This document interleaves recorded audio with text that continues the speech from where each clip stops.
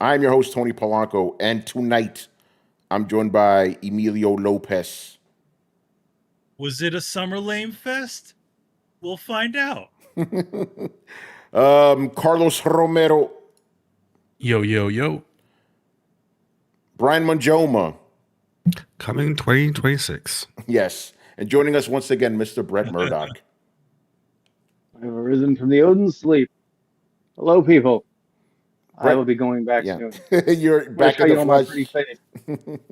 I'm not, in fact, AI that they have secretly replaced me with during my absence. I do, in fact, exist. Nice.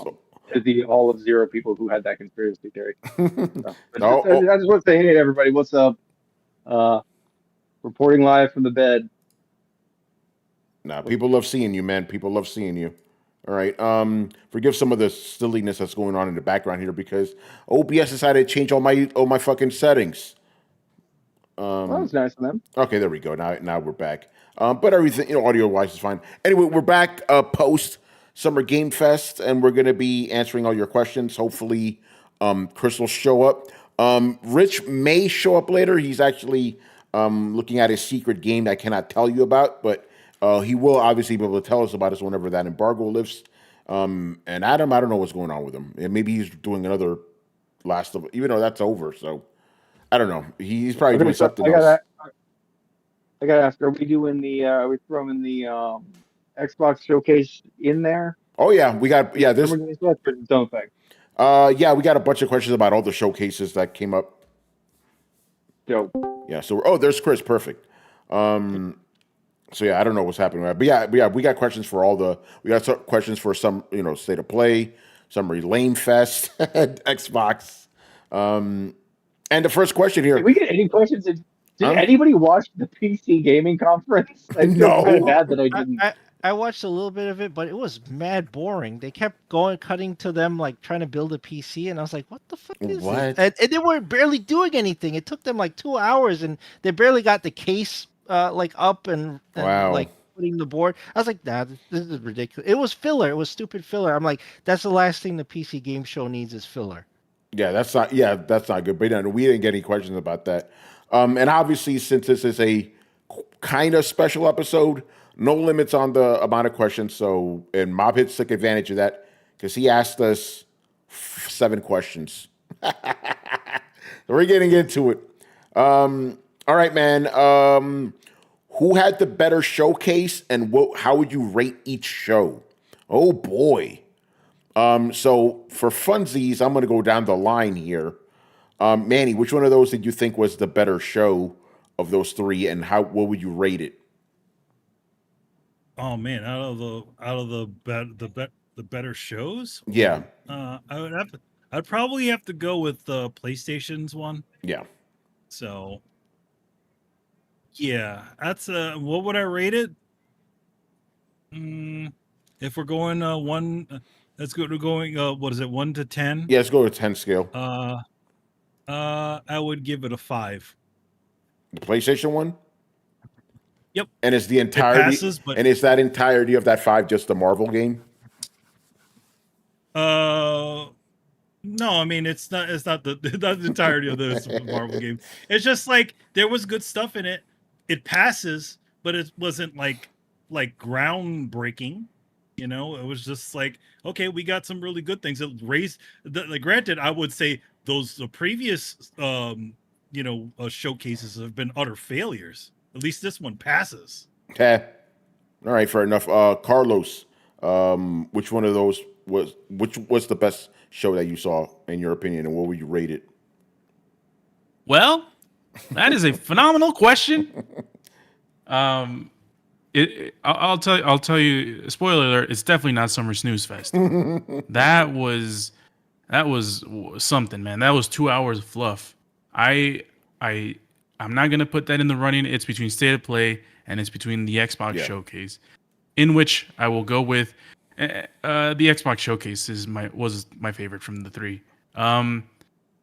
The PlayStation one had by far the biggest, the only one with the megaton, the biggest surprise, and that was the Arc System Works Marvel game.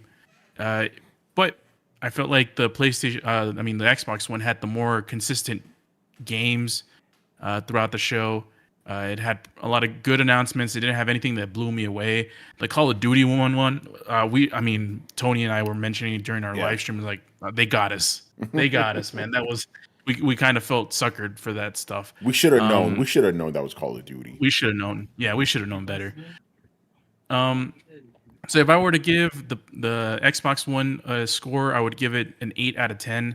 The PlayStation One, probably like a 7 or 7.5 out of 10. The Keeley Vision, I'm about to cry again for the 5th consecutive time before the last announcement press conference. I would give it probably like a 2. Damn. All right. So, Brett, out of the conferences that you saw, which one was your favorite, and what would you rate it? Okay, so I watched Silver Studios Fest. I read about the PlayStation State of Play. Honestly, I'm y'all lucky I'm lucid enough to just know it's Sunday. So the fact that I got 2 out of 3 of those, I'm impressed with myself. All right. There you go. I did not catch the PlayStation one. I did read about it. Honestly, PlayStation State of Play, I'm going to start there because it's the one I know the least about, and it's the one I'm the least confident in what I have to say. Right. So I'm just getting this from what I'm reading as I was going through it down the list. I wasn't really particularly thrown by anything other than that the Marvel fighting game. Like that thing looks dope as fuck. The rest of it, I'm like, what the fuck is Pragmatic? Like, do I not remember this? Yeah, it's a Capcom game. Brett, they announced it in 2020. Oh my god! Okay, I was like, what the fuck is this? And like everybody's like, oh, reemergence. I was like, is this a sequel? I don't remember. I had completely forgotten about that shit. Silent Hills. I mean, I'm not a Silent Hill guy, but like, cool. That's awesome. I honestly feel like that was eclipsed a little bit by the Summer Game Fest Resident Evil reveal trailer. That was at the Summer Game Fest show. Yeah, that's what I'm saying. That's what like Silent Hill, like that was a fairly decent drop until Summer Games Fest came along and dropped Resident Evil Requiem, and I feel like that just kind of overshadowed Silent Hill straight up. And maybe that's just me, but immediately I was just like, oh, this looks like a new straight up mainline installment Resident Evil game. We're not in like, and I dig the kind of back to big pharma bioweapon vibes. It looks like we're going back to Raccoon City. Like I'm just like, oh fuck, this is my jam. Like I don't know what we were doing in all these broadly, Eastern European small towns and shit in the last. I don't know what we've been doing with Resident Evil for a hot minute. It's just been all over the goddamn place. So this looks like a good reveal of form. It looks like it's picking up on the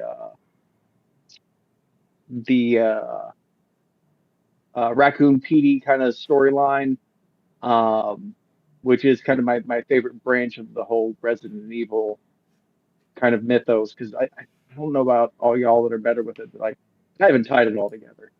But so to kind of summarize, PlayStation State of Play, don't get it. Didn't see anything jumped out at me. Marvel fighting game is cool, but like everybody that says that that's in the running, like I don't know, man. I preferred Summer Games Fest for that. And what the fuck else is it? Let me go down this line real quick. I think you mean the Xbox. I think you mean the Xbox showcase. You mean because Summer Game Fest? Oh no. I'm getting to the Xbox. Ooh. I said what I said. Summer Games Fest beat out PlayStation. Damn. It brought Resident Evil. It brought Dying Light game. I mean, like that's 2 right off the top of my head. I'm looking through Onimusha. That shit was in there. Like that was fucking throwback from like back in our days. Arc Raiders looks fucking dumb. I don't necessarily know what's going on there. Mortal Shell 2, didn't really play Mortal Shell 1. Killer Inn, I have no idea what Killer Inn is. It feels.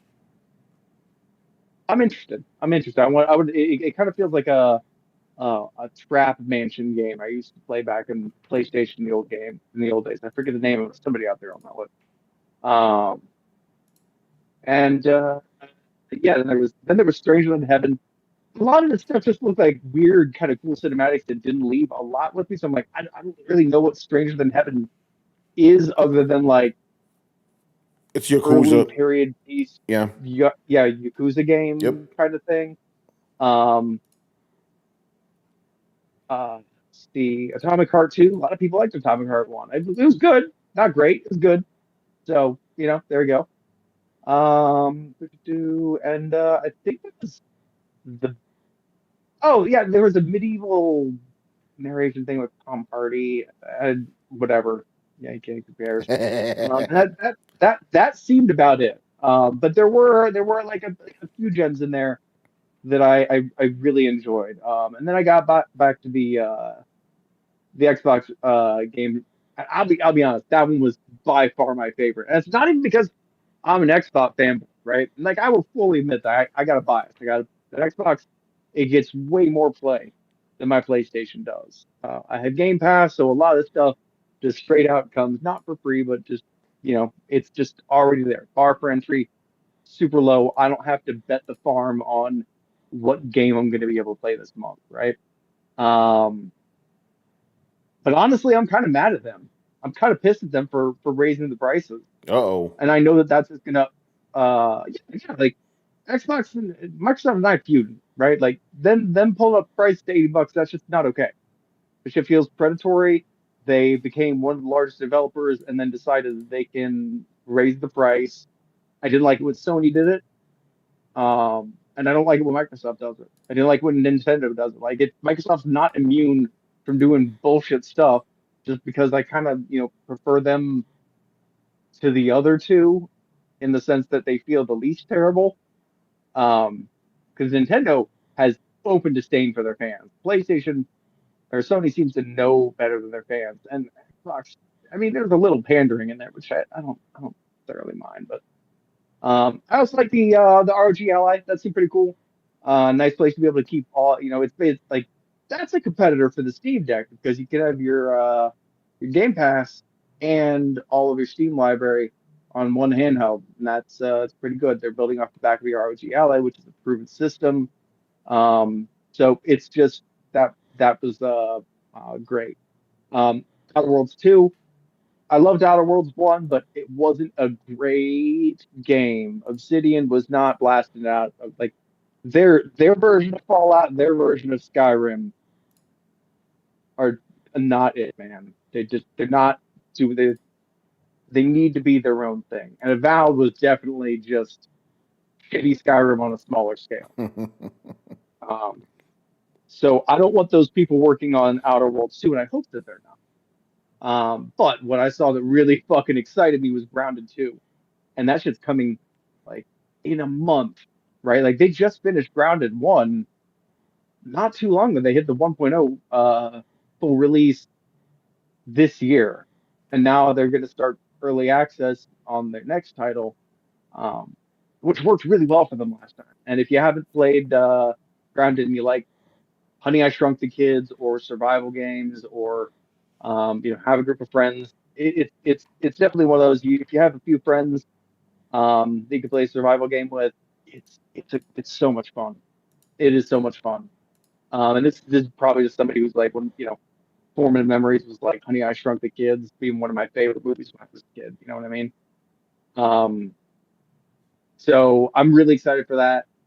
Let's try to just go on the list here. Indiana Jones, I don't care. Ninja Gaiden 4. I have feelings about Ninja Gaiden 4. Ninja Gaiden 4 looks cheap, and I have concerns. That shit looks like it was developed in 2009, and I have questions. I want to know what's going That's on. a hot take. I'm not saying that it looks fun as fuck, but like it looks very wooden. It looks very marionette-y. It didn't look like the best graphics. And it doesn't have to be, but it just to me, I felt like it had a real dated look. I'm hoping that's going to change. I'm hoping I'm wrong. What game is this again? Fucking love Ninja Gaiden. I'm gonna have more thoughts on Ninja Gaiden in a bit. But I want to hear Brett's thoughts because he's filling us in on because everybody got to hear our thoughts about these shows. So I'm really glad Brett is going into detail with this question, even though the question is just what did you like? But thank you, Brett. Keep it going though. Cool. The other one I was really excited about, Clockwork Revolution. That thing looks fucking dope. That looks like something that the Outer should have been kind of pushing for, and the story that they're telling seems, pretty subversive about, the rich fucking the poor, which, that's I love those stories. I love those stories because it's kind of mirroring our time, and I like when artists aren't afraid to go there. Because we've got so much blah blah blah bullshit, diversity, equity, inclusion, blah blah blah in our games, that we can make sure that people of all races and creeds and blah blah blah get along. But like, God forbid you point out that there's a class war. Oh, then everybody has a fucking problem. So I like that going there. And then Invincible versus, dude. As soon as Invincible versus, like, as soon as it started, I was like, this feels kind of like Invincible before he even got the reveal of Invincible. And then he comes slamming into frame, and I'm like, what the fuck is going on here? Then I realized it was a fighting game. I was like, oh, I'm in. I am in. And I texted Tony immediately. I was like, I fucking do. I'm so excited about this. I've actually been looking to play some fighting games because I want to flex my skills some. Like, I need something to challenge me as I'm coming out of my stupor. And Final Fantasy coming, Persona 4 reveal. Like, it's great that Square Enix is starting to share a little bit. And I want to say, Blood of the Dawnwalker, I'm really interested in because that's people who left the Witcher studio, if I'm correct. Am I correct on that? I believe so. I could be wrong though. Yeah, there was the guys who left. CD Projekt Red founded Rebel Wolves, who is developing Rebel Wolves. That name, Brett. Yeah. Exactly, and they make Blow the Dawnwalker. So like all the talent walked out of the Witcher studio, and they're making a new game, Blow the Dawnwalker. Keep an eye on that shit. I'm really, really excited about it. And I think that was about it. I would give them. I'd give PlayStation. I'd give it a 6. I give it a 6 because it was slightly above average. Bar's pretty low, so that's not that great. I give some games best to 7. Because if I walk away with 3 games, like all of us have our own niches, right? So if I walk away with 3 games I want to play, I consider myself satisfied, right? Like, if you have a buffet with 3 things I want to eat on it, I'm a happy guy. So I'll give them a solid 7. And Xbox came with an 8. They came with and a lot of their dates aren't pushed out too far too. Like, a lot of the stuff I saw was coming out in 2025 or 2026. Like, they're not pushing dates out and announcements out 5, 6, 7 years. And that's kind of one of the things that I had been thinking back when we had that great Xbox moment. Is like, they have to be working on something. And I hate that. Here it is. Gotta have something. Here's where you gotta have something comes in, right? Gotta have something. Thank you. Boom. But I think that them keeping their cards close to their chest has actually been really good for the overall vibe of the show they put out. They look like they have some exciting games that they drummed up. It looks like they have some games that they've drummed up curiosity for, but you're still a little apprehensive. But looks pretty cool. You might check it out. Oh, what's that? It's on Game Pass for free. I mean, you're already on Game Pass for this other game, so you may as well check out this game. It's just and them being available earlier. And this might be a weird or small take, but the combination of the games being available earlier and being available on day one Game Pass kind of created an environment that felt to me that had an easier bar to access, right? Like, this was a party that you were invited to, and you didn't, it wasn't a fancy restaurant where you pay, tapa style per plate, right? Like, this is a Golden Corral buffet, right? You're gonna find something you like here. Come on over. We're having a party. We're having a potluck. And it's just I'm more stoked. I'm more excited about a lot of the stuff that Microsoft showed. I'm a lot more intrigued. A lot of the stuff that I saw, even some of the stuff that I'm like, I don't know, like Beast of Reincarnation. You know, Faith Then looks weird. Lighthouse game. Yeah, yeah. So like there's even some like indie games in there. But I'm like, I don't even know if I normally give that a chance, but if I already have Game Pass with another game, maybe I'll give it a shot. So like I find myself using Game Pass in a very weird way, just kind of explore more freely because I have no faith in game makers these days, right? Like you tell me it's $20 to get in and I can play all I want at all of these places. I can find something at that buffet that I'm gonna like, right? And maybe it's a shitty buffet. Maybe there's nothing good there, but I feel a lot better about that. And I feel like the whole point of these things is to drum up hype and interest. And I feel like Xbox did that the best. Both by putting out a good show and making making the tickets to the rides just cheaper to get.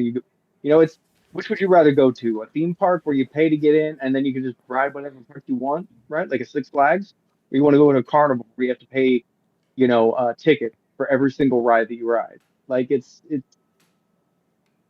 just seems more fun on the Xbox side of things right now. And I think Sony's doing a pivot. I'm not talking shit on them. I think they're doing a pivot, staying quiet until they can come up with, a better lead out of heavy hitters. That's just gonna take some time. So before anybody gets mad at me about hating on PlayStation, nah, man, they're just going to hibernation mode. They're like me. They're going to the Odin sleep. They're gonna come out with something good. Just give them some time. But you have to realize they just have to like trash half their production lineup because live service games are stalling out. They're not future like we thought they were. So they just don't have as much available.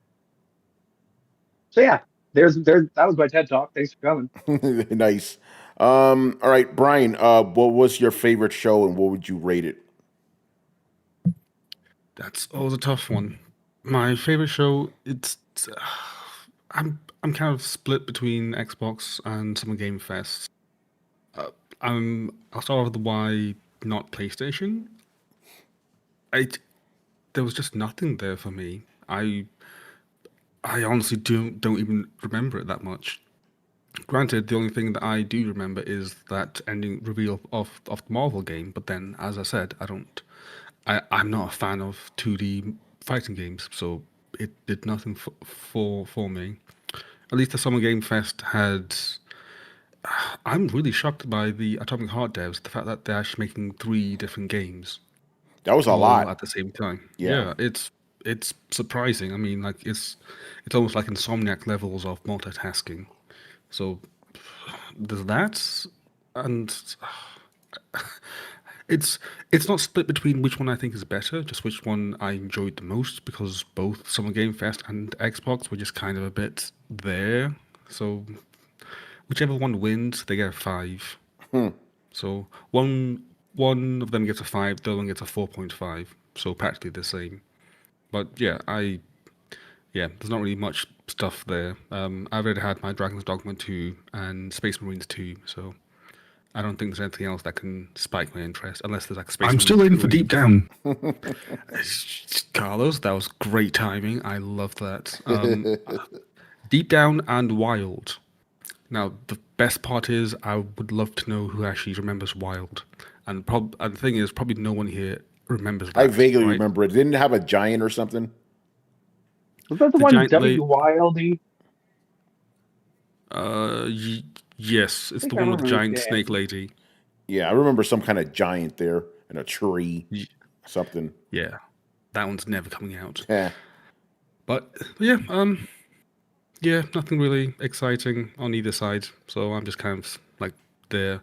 I do like how they're like sprinkled in of Eastern games in both. You got some Japanese games, some Korean games. I think that's quite cool. But I'm definitely noticing that there's 3, 4 main places where games are coming out of, and it's either America, obviously, Japan, Korea, and somewhere Western European, so Britain, Poland, that area.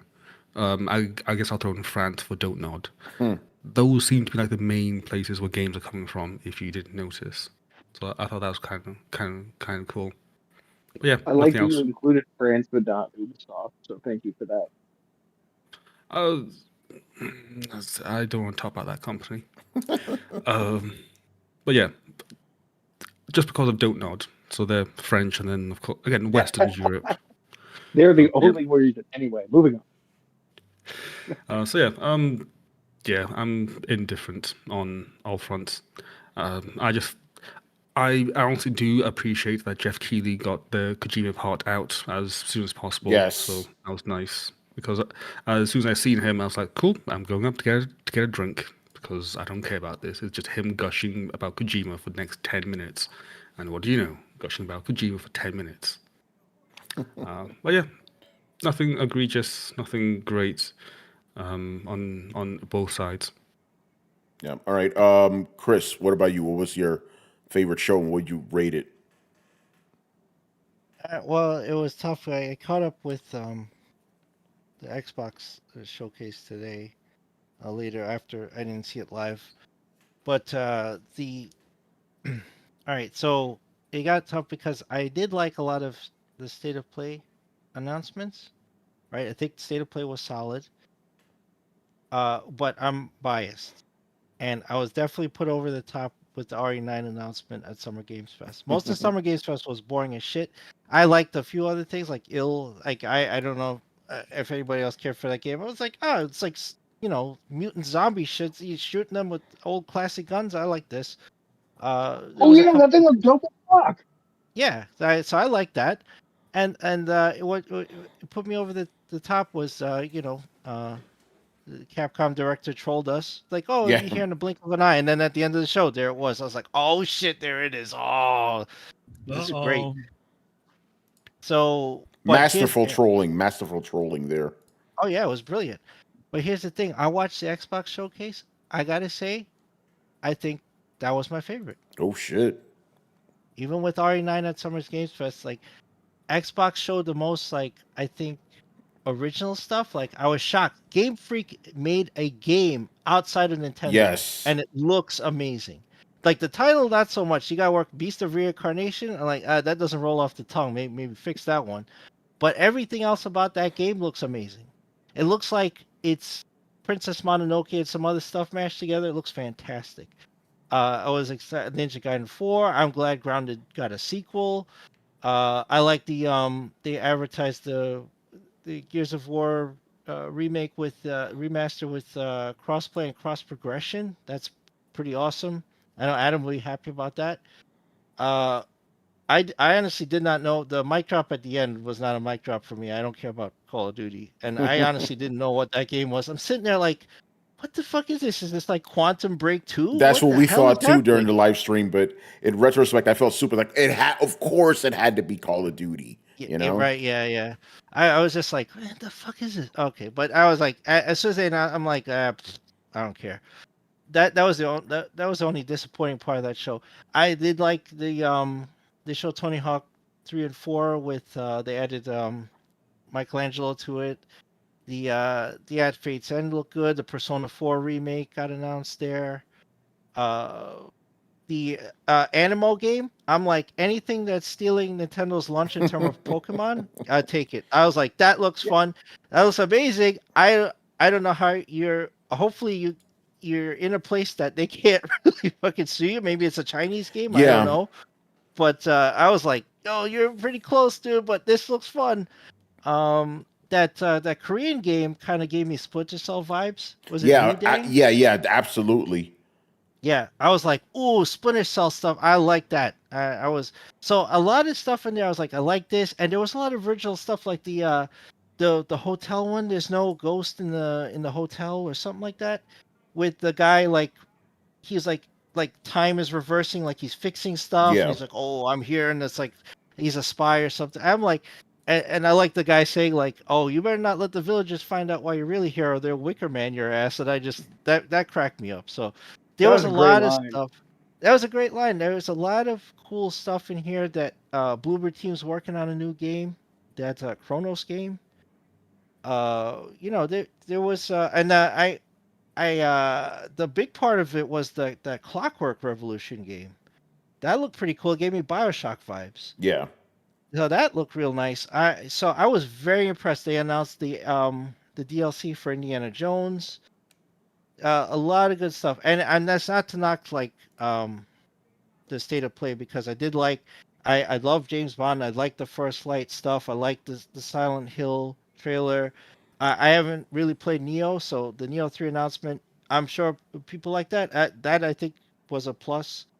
Pragmata, seeing it, although I don't know what Pragmata is, so I'm just like, eh. But you got to see it there, and it finally got sort of a hard date. But the Xbox, man, I was shocked. I was like, every single thing there, I was like, wow, that's cool. Oh, Plague's Tale, that looks fancy. Wait, why are there giants in there? I thought this was about rats and the plague, and I'm like, what the hell is happening? But that, I was like, okay, whatever. That looks interesting. And Blood of the Dawnwalker, they announced the ROG Ally stuff, and I was like, yeah, I think this edged out Summer Games Fest for me. Summer Games Fest only, I'll give it because of the RE9 reveal. 80% of that shit was boring. There was a couple other gems in there, and the state of play. So I would say it's well, if I have to, I'm going to be fair. Xbox, the top for me, that was an A. That was a solid A. State of play was B plus, and the Summer Games Fest was B minus, and it's only up from like what I would have given it a C, except there was RE9 in there. Yeah, there you go. Oh, quick question for you, Chris, from J Shep. How much faith do you have in Game Freak making a good game? Oh, I think they have it in them. I've wanted them to make something outside of Nintendo, something independent, like do their own thing for a long time. Like, I mean, nobody thinks back like when they did something that wasn't freaking Pokemon was like all you could ask, right? And back when they made Drill Dozer, which is an amazing game on GBA, I did play the town game, but I knew I'm like, these guys are fucking talented. They're just under the thumb to make to be the Pokemon factory, and they should make something else. So I'm very confident that game will be very good. Right? I'm not saying it's gonna be amazing. I'm not gonna say it's game changing. It's not like change your life like Dark Souls or something. But I think it will be an impressive game. And you just looking at it, you're shocked, right? Because it doesn't look like the other stuff they make, and all they make is Pokemon, which has to be in the same style. Like Pokemon Company, you guys don't know like how strict they are. Even if you work on any facet of Pokemon, even like a guy like me who is doing online marketing material, it's very freaking strict how things have to look, right? So they're hampered. They're just working in this small box all the time. So they get to branch out now and make a multi-plat game, and I think this game's going to be pretty phenomenal to take a rich richism. Phenomenal. Yeah. I mean, what's up? Can I also say this is the one where you can like turn into the animals, right? Yeah. Oh yeah, I think so. Okay. I thought that was a really interesting twist because, like, okay, so we've moved away on a lot of turn-based, right? Like, a lot of people, other than, Expedition 33, say turn-based is kind of an archaic, thing. So, like, how do you bring Pokemon into the future, right? Like, well, Pal World did it one way where, you kind of fight along with the Pokemon, but, like, the idea of you transfuse into whatever Pokemon-ish thing, and then use their superpowers, and you get to do the actual fighting. I'm like, oh wow, that's actually a brilliant way to adapt that concept into a more real-time thing. So I honestly, even just the way that they brought it from turn-based to real-time, I thought was a really unique kind of thing, and I think they may have something there. Yeah. Real quick before, because I just realized, I didn't go yet. Jay Shep, he goes, a question for us. Other than marketing deals, do the big three platforms pay developers to have their games at their showcase? Isn't it a mix of both? Manny, I'm looking at you. Do they have? Do they have paid developers to be at those events? Yeah, is Microsoft paying developers for those trailers? He's asking like that. I don't know exactly if they are. I think it's just part of their promotion. You know, like if they have some sort of deal with some of them, yeah, I don't think they pay directly for those things. I think because isn't it usually the other? I could be wrong. Isn't it usually the other way around? I could be wrong about it though. Like developers saying, "Hey, show our game at your thing." No, I think for Summer Games Fest, it's that. Oh yeah, Summer Game Fest, absolutely, yeah. For the game, yes. The Game Awards, it's that. No, I think in general, Microsoft is choosing from within the things that they think are interesting to show. Yeah, and think are again can demonstrate what they're doing. Yeah, no, I don't think they're getting paid. Microsoft is getting paid by paying or getting paid by any developers or paying developers to be there. Yeah. All right, real quick, because we're going to go into the games that we like. That's actually the second question. But yeah, real quick, of the big three, and Brett, since you kind of started this, because I was just going to give mine and just move on, but I'll give a quick summary of each. Summer Game Fest, the actual Summer Game Fest, absolutely fucking atrocious. That was Summer Lane Fest. I would give that a 2 out of 10. Like there was only 2 games I cared about. Fucking Resident Evil 9 and Stranger of Heaven. Other than that, like Summer Game Fest is usually bad. This was atrocious. Like, holy shit. I had to get another cup of coffee during the middle of it just to stay awake. I'm like, Jesus Christ, what the fuck are we doing here? I walked out of watching it. I don't blame you. Literally, like I missed the whole Resident Evil reveal and all that stuff because I just got bored of watching it. So I just went and did some things and yeah. That was bad. The only reason I had to stick around is because I had to, it's like, we were committed. Carlos, right? I'm not even joking. For the Summer Games Fest, I voluntarily went back to work. Damn. Let me get stuff done.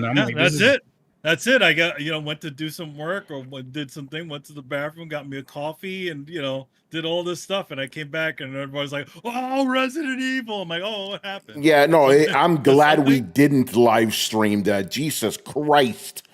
I would venture to guess that a lot of the people who give this a high score is part of 2 camps. 1 are in love with Resident Evil, or 2 just saw a recap of this. Or read because if they were watching in real time, this was really with all those commercials and shit. It was rough. Yeah, like I'm both of those groups. Yeah, there you go. Like I said, yeah, I was biased by RE9, but yeah, I also said 80% of the show was crap. Yeah. So yeah, so that's the third place winner.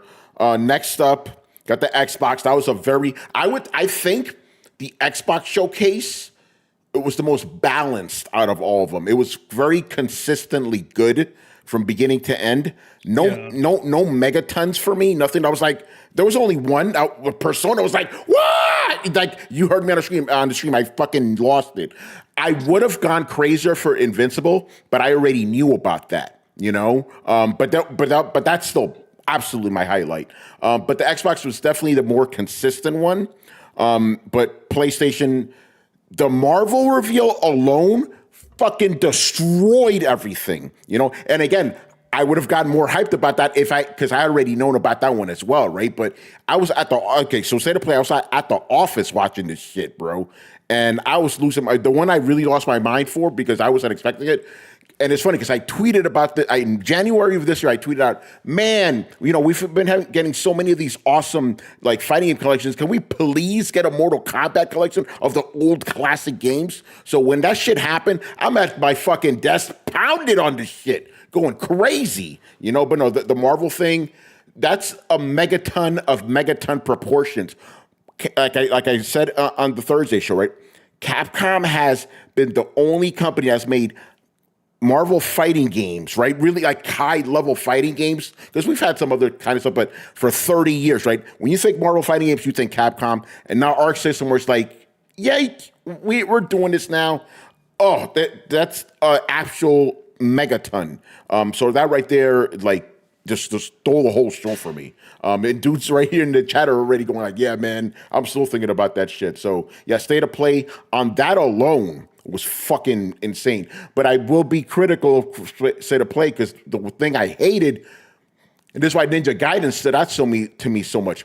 Every other fucking game was a Souls-like. I'm tired of it. So when I saw Ninja Gaiden, I'm like, hey, remember we used to have games like that weren't Souls-like, that were just fucking action games? Can we have more of those, please? Jesus. But no, Chris, just like for you, how Resident Evil kind of negated all the other stuff, even though State of Play wasn't bad, but the Marvel announcement, absolute killer, But we'll get into that. We'll get into more details about that because the next question is, what were your top 3 games of each show? So I'll start with myself since I'm already talking. For State of Play, obviously, Marvel.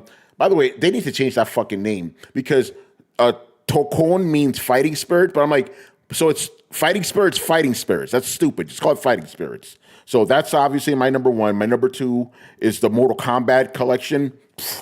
Manny, remember those days, man?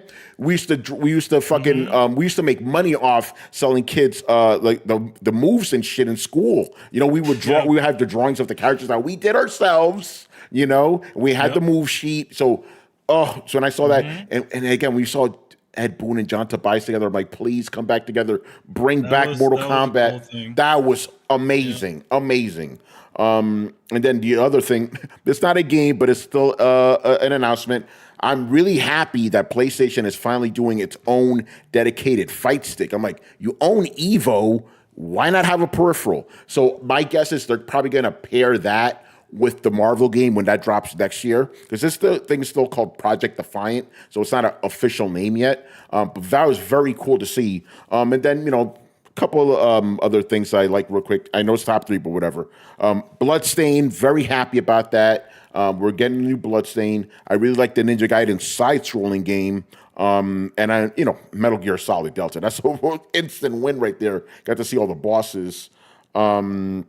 For Summer Game Fest, I don't even have 3 games. I really, that show was absolutely fucking horrendous. I looked through the whole list. I couldn't even come up with 3 games. So I only have 2. Resident Evil 9 and Stranger of Heaven for obvious reasons. Fucking Yakuza and like pre-World War II or during World War II, that shit's gonna be awesome. And for Xbox, so since I didn't have 3 for Summer Game Fest, I have 4 for Xbox to make up for it. Invincible, obviously. Fucking, this is like, outside of Mortal Kombat, we don't really get super ultra bloody violent fighting games, from like a big studio or whatever, or big IP. And also learned this after the fact, this game is being developed by the same folks that worked on Killer Instinct from 2013. So it's going to be good, So I'm looking forward to that. Persona Revival, obviously, because we already had P3P, the remake, so I'm glad we're doing 4. Ninja Gaiden 4. I kind of disagree with you, Brad. I don't think the game looks... Okay. It looks like a modern game, but I understand what you mean by it looks dated because it does look like an old game. But mechanically, I think that's a selling point. Because I've missed these type of games. We don't get these games anymore, The last one of these games we got was probably Devil May Cry 5. Like a pure action game, not a fucking Souls-like. And then, of course, the ROG Ally X. Excuse me? That's going to be interesting, especially since he has the Z2 Go chip. But I am worried because it's still Windows 11. That's a little bit of an issue right there, especially now that we have the Legion Go S with SteamOS, which runs like a fucking dream, But I'm happy that Xbox is in that space, and it really pushes their whole ethos of game anywhere. Like, you can't get any more game anywhere than taking a fucking Xbox with you, So yeah, those are my top 3 for each show. So I'll go to Chris next. All right. Well, I think I'm in this similar boat as you with Summer Games Fest because I enjoyed Strange. Was it the Project Sentry? Was it Strangers of? Oh, Stranger of Heaven. Yeah. No, that looks awesome, right? That looked amazing. It looked amazing to me. That game to me looked pretty good. I was like, I like that, and of course RE9. That blew my freaking mind. I was like, finally, we got some goddamn news, and a release date. I was very happy. So those were my 3 from Summer Games Fest. For Xbox, I gotta say, I like that Mudan game. I have been fiending for Splinter Cell Yeah. for so long, and I'm never going to get it. Ubisoft may not even exist as it is by next year, so I'm not getting by the Splinter end of Cell next year. anymore. By the end of this year. Yeah, well, probably by the end of this year, the Tencent will gut that shit. Forget the 100 days that Gilmore gave his son. That's an empty promise. Yeah. The let's see, Xbox had, like you said, it was consistently good. For me, like I like what I saw with Blood of the Dawnwalker. I do want to see what these guys can do. I like that they split off. Another thing, I want Double A to come back, and I like it. Like Clear Obscure 33, that is now the metric everybody's trying to reach for Double A, and I'm glad more of it is happening. I'm glad it's not starting now. It's already started. People have already spun off or got laid off and started their own thing, or just left these AAA things and are starting up things. So very glad about that. So for me, all right, let me get back. I got off track. Yeah. Beast of Reincarnation. I have high faith in Game Freak that game's going to be awesome. I like that. That's one of my top games from Xbox. Clockwork Revolution. It looks fantastic. I like the BioShock feel. Like BioShock Infinite feel. That I'm looking forward to. And third, I gotta say the wacky game with the hotel, there are no ghosts in the Grand. Yeah. I really like that. I was like, there's like original shit happening, like original IPs like that. This is not linked to anything. It's not a sequel. It's just a nice little like indie game. It had some interesting mechanics going on with like you can rewind time and all this stuff. I was like, yeah, I like that a lot. I want to see something different. So that was great. With PlayStation, I like Silent Hill. The highlight was the Marvel fighting experience. Fantastic. That's day one. And Xbox had more. I mean, Invincible looks great. Yeah. But Marvel fighting experience for me, that if I had to compare the two, it's like it's Marvel, baby. I gotta get that. Yeah, there you go. But yeah, so Marvel, Silent Hill, and I have to say the First Light, because I haven't played a Bond game since Everything or Nothing on PS2. I have not had. I don't think there's been a decent Bond game since then. Oh shit. So I kind of had high hopes for this one. So we'll see. We'll see though. All right, Brian, top 3 from each. Ooh, tough one. From each show? For the big 3, yeah. Oh, I honestly okay. don't remember many games from that show, which is quite weird for me since I usually remember like the ones that stick out. I guess to keep it simple, from Summer Game Fest, all 3 games from Mud Thing, or the Atomic Heart people. Yeah. So Atomic Heart 2. See, it looks good, but I've seen way too many trailers like that over the years of games that aren't real. So it's hard to say if that game is actually a thing or just a really cool looking tech demo thing. But I really want that to be real because it looks really cool. I really dig the idea, and you can kick babies. So yeah, there you go. And the cube, I think, is a really interesting concept for like a place where you play, and the whole idea of like it moving like a Rubik's cube, and things can shift. I like that. I think it does give rise to cool gameplay if they can do cool things with it. That again, you know what I mean. I'm not a big RE fan, so the RE stuff didn't really do anything. From the PlayStation, I'm trying to remember. There was a few. I think one of them was a Korean game. Is it something in Abyss? Not Made in Abyss, but there was something like Found in Abyss or Last of the Abyss. Something of the Abyss. Oh, I think Ended that was. Abyss?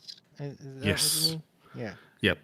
I like the whole look of it. It reminded me a lot of Little Nightmares. So I thought that was interesting. Again, I really don't remember the rest of that show, so I really cannot answer that. Fair enough. Xbox, the Clockwork game was giving me big Singularity vibes, so I did like that. Like at first I seen it, I was like, okay, it's another shooter set in 19 whatever's steampunk. Okay, next, and then they started explaining it. It's like okay, fine. You can deep dive. It's fine. And then once they start doing like the time powers and he had the thing on his hand, it's like, oh, is there some Singularity reference here? I that know. one, I got the same vibes. exactly. I'm calm. I just put one on my wish list. Give me a second. Oh no, I did not. Got to put it on there now. Oh no, it's not on Steam.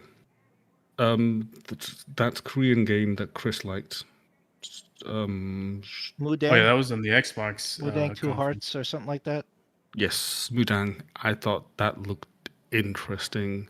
The fact that it's like a mix of stealth and zombies and stuff like that. I'm like, okay, you have my attention. Let's see where this goes. And yeah, that's about it. I'm genuinely shocked that they made another Call of Duty game. Yeah, right. Didn't see that coming, Did not. Would have. Oh yeah, Tony, I can see where you're coming from. Where like you thought it wasn't Call of Duty. Yeah. So I was like, okay, yeah, this is like a robot fantasy game. I'm like, okay, cool. And then the thing that got me is when they said that the guy's name was Mason. It's like, oh, it's a Call of Duty game. Fuck. all this interest just went down the drain so fast. Oh, it just man. blinked out of existence. Cool. Right. And Brett, you already kind of gave us your like games, but if you want to condense it, you can for each show. Your top 3 for each show. Yeah, I'm sitting over here going through a couple of them right now, so I can make it pretty easy. Summer Games Fest. It was Onimusha, Mafia, and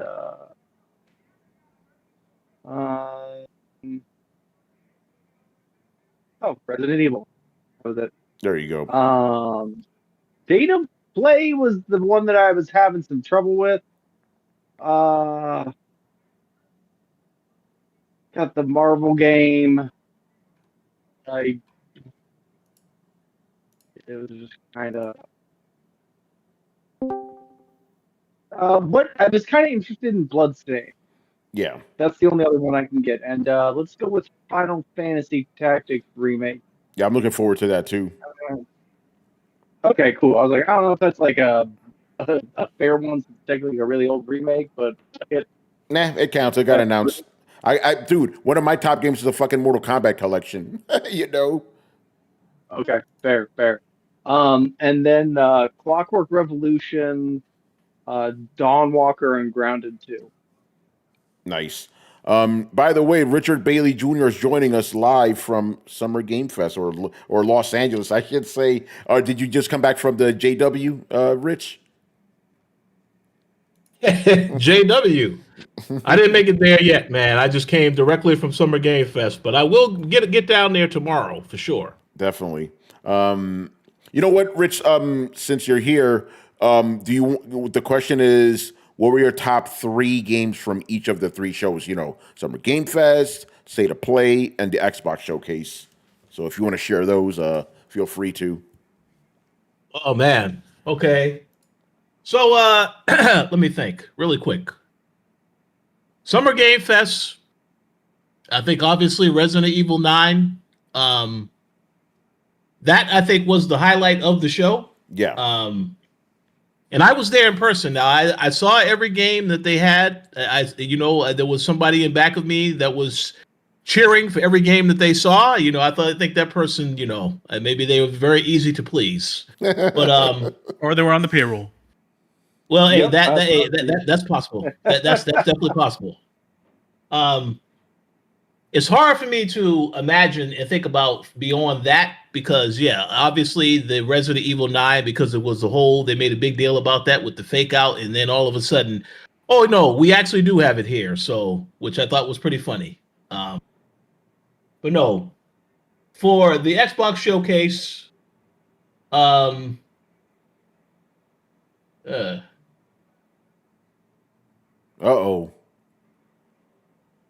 I don't know, man. They didn't announce Concord on this one. What's that? What?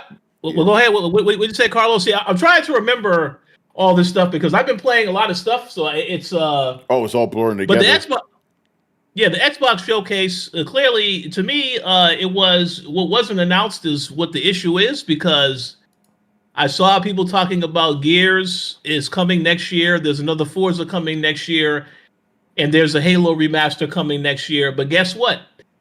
Let's go with what Phil says. If you don't see it and it's not in your hands, you shouldn't listen to anything that he says. So I'm going to take it at face value and say none of that stuff is coming next year until I see it. I heard Brett mention that Clockwork Revolution game. The game does look interesting. That game does look interesting. So I will be curious to hear more details about that.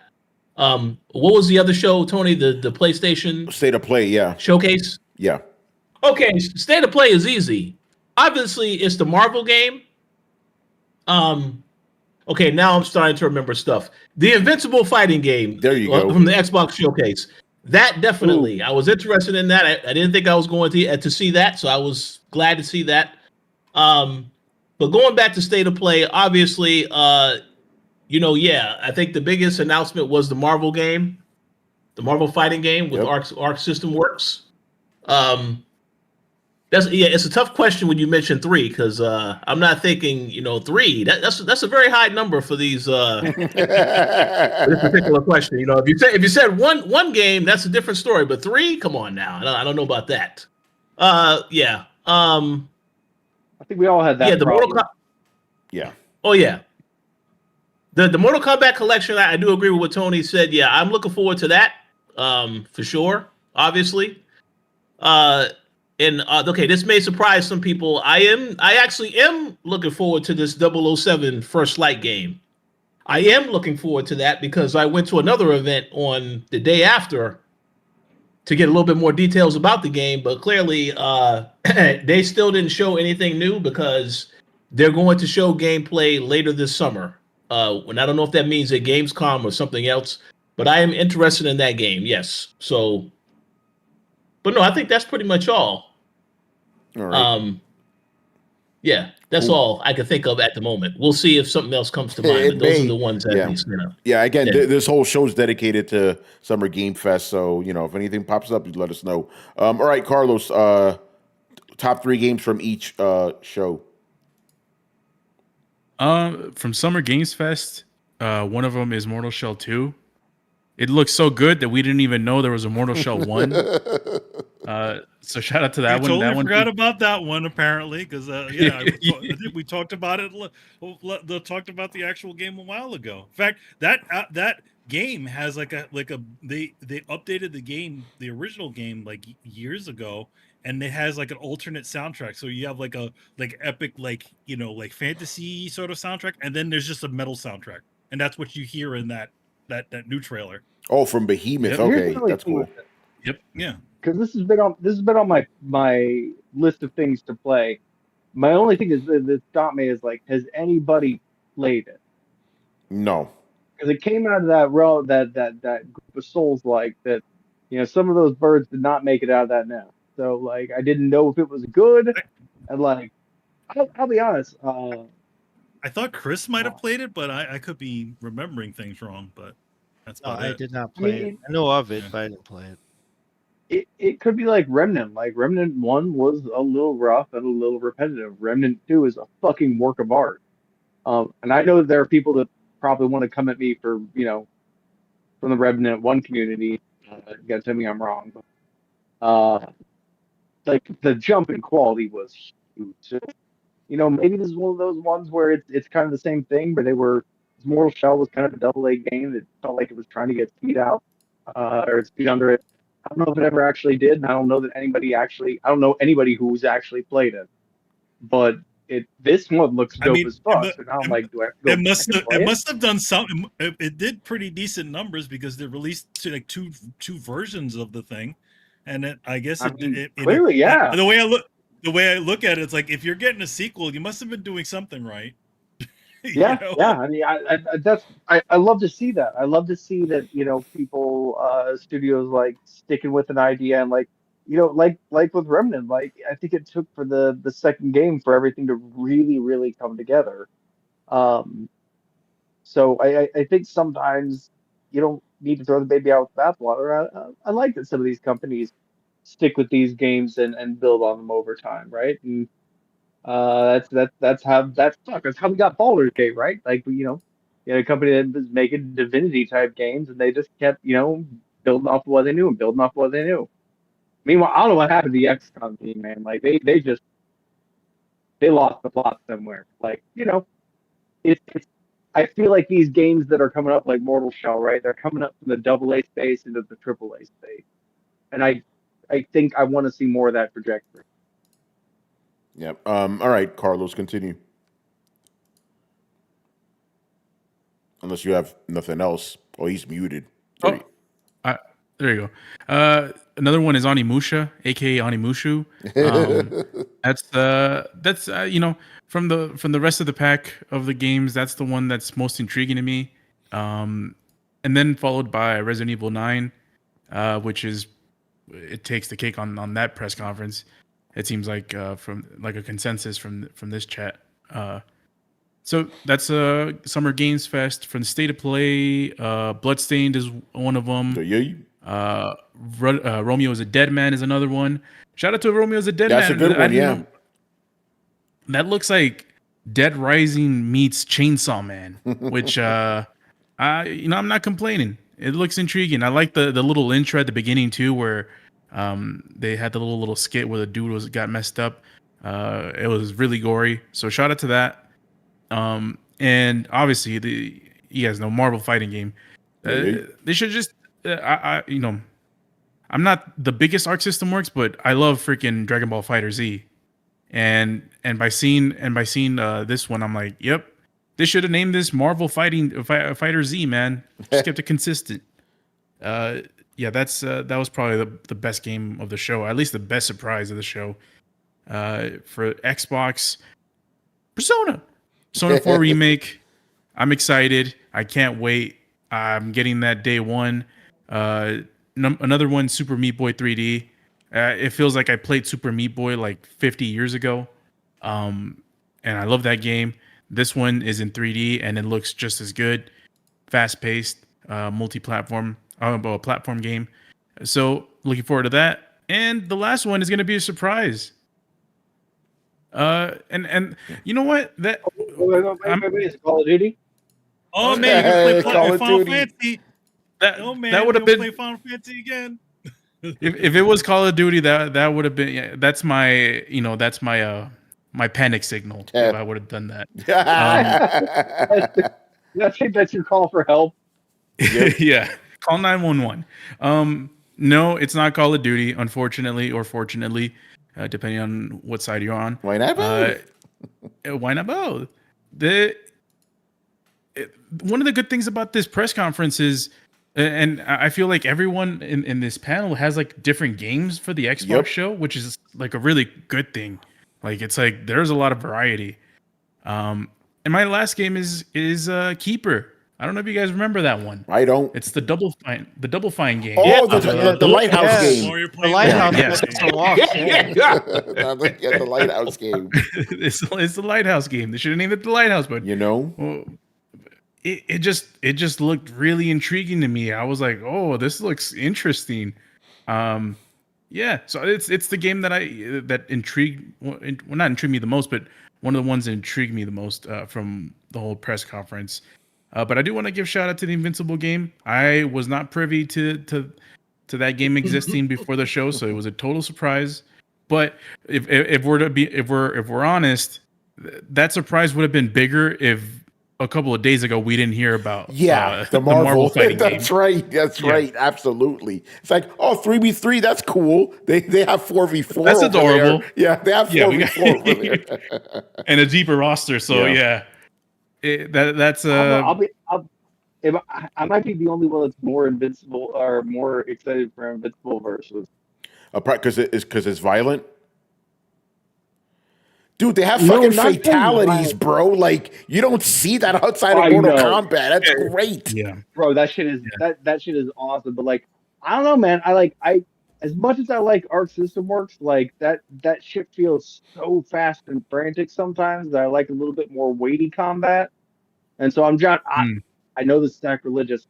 I like Arc System Works games, but I like, Soul Calibur type games a bit more. Slower games, yeah. That's not controversial to say, Like Virtua Fighter? Not Mortal Kombat though. Mortal Kombat. I'll say this right here and right now. Mortal Kombat, it's too stiff, it's too slow, and none of the combos make sense, right? Like, they really don't. Makes sense, right? But like, why do I have to hit backwards twice on a move that's only going forward? Like, you're making me just like, it's not muscle memory. It's not intuitive. You're making me have to memorize long strings of weird fucking code, and I hate that shit. Like, I want my moves to be a little bit intuitive, please. It's like it's random motions to keep the video playing. You know what I mean? Yeah, exactly. And it's like Soul Calibur to me is a good example of a game where a lot of its special moves and combos feel very intuitive and flow into each other. Dead or Alive, I think, is another. I mean, I know I'm the only Dead or Alive stan here, but like, Dead or Alive had great fluid combos and a combo breaker system, so you could roll combos into each other or break them if somebody started just button mashing you. It's the only game that I've ever played where you just straight up punish people for button mashing it. Brett, as you bring it up, my only concern, and I know people regard the Killer Instinct games in high regard, but I never played them. But my only concern about the Invisible game is that it's from a Western developer, because Mortal Kombat kind of shows the Japanese do fighting games better, Killer Instinct was really interesting in the sense that it was definitely a slower, harder hitting game, but a lot of it flowed back into itself pretty well. So you didn't have like a lot of static movement, and a lot of like the big moves, like you throw somebody up and you knock somebody in the air, and then you like turn into a puddle and float across the bottom, and then pop back up to like uppercut them again and juggle them a little bit. So like it flowed well, and like I think proper flow in a fighting game is more important than just speed. And so like I like Arc System Works games, but I gotta be on my A game, right? And like, I don't get that glow. Like, I fall into the glow, that kind of mental glow, that gamer glow with when you get a game with good rhythm, right? Arc Systems Works, I have a lot of trouble with that. And that's probably a me thing, because I know there's so many people that love all of their games. But I personally like a little bit slower, heavier ones. So I'm probably one panel. I'm really excited for Invincible. Yeah, no, I'm hyped. I did like in some of the Dragon Ball Z games how they did the alternate timeline kind of things, and like that's, this feels like it's full of a lot of what if situations. So that's pretty cool, because we already know that there's a multiverse in the Invincible universe. So sure, fucking go with it. Let's explore it. Let's see what happens in all these places. Yeah, go ahead, Carlos. I just want to give a quick shout out to the Xbox ROG Ally. That was a pretty good surprise. Or not surprises, but pretty good announcement. And also, last mention for this, there was a video that showed people celebrating the announcement of Final Fantasy VII Remake and Final Fantasy 16 coming to Xbox like it was the Moon of Endor celebration. Come on, man! If you were that hyped about getting to play Final Fantasy, you would have found a way to play those games. Exactly. Like, you can't be that hyped for this, and That's just pretty much it. Yeah. All right. I will yeah. say, What's up? the online, the MMO I get. The MMO I get. That's a big fucking deal.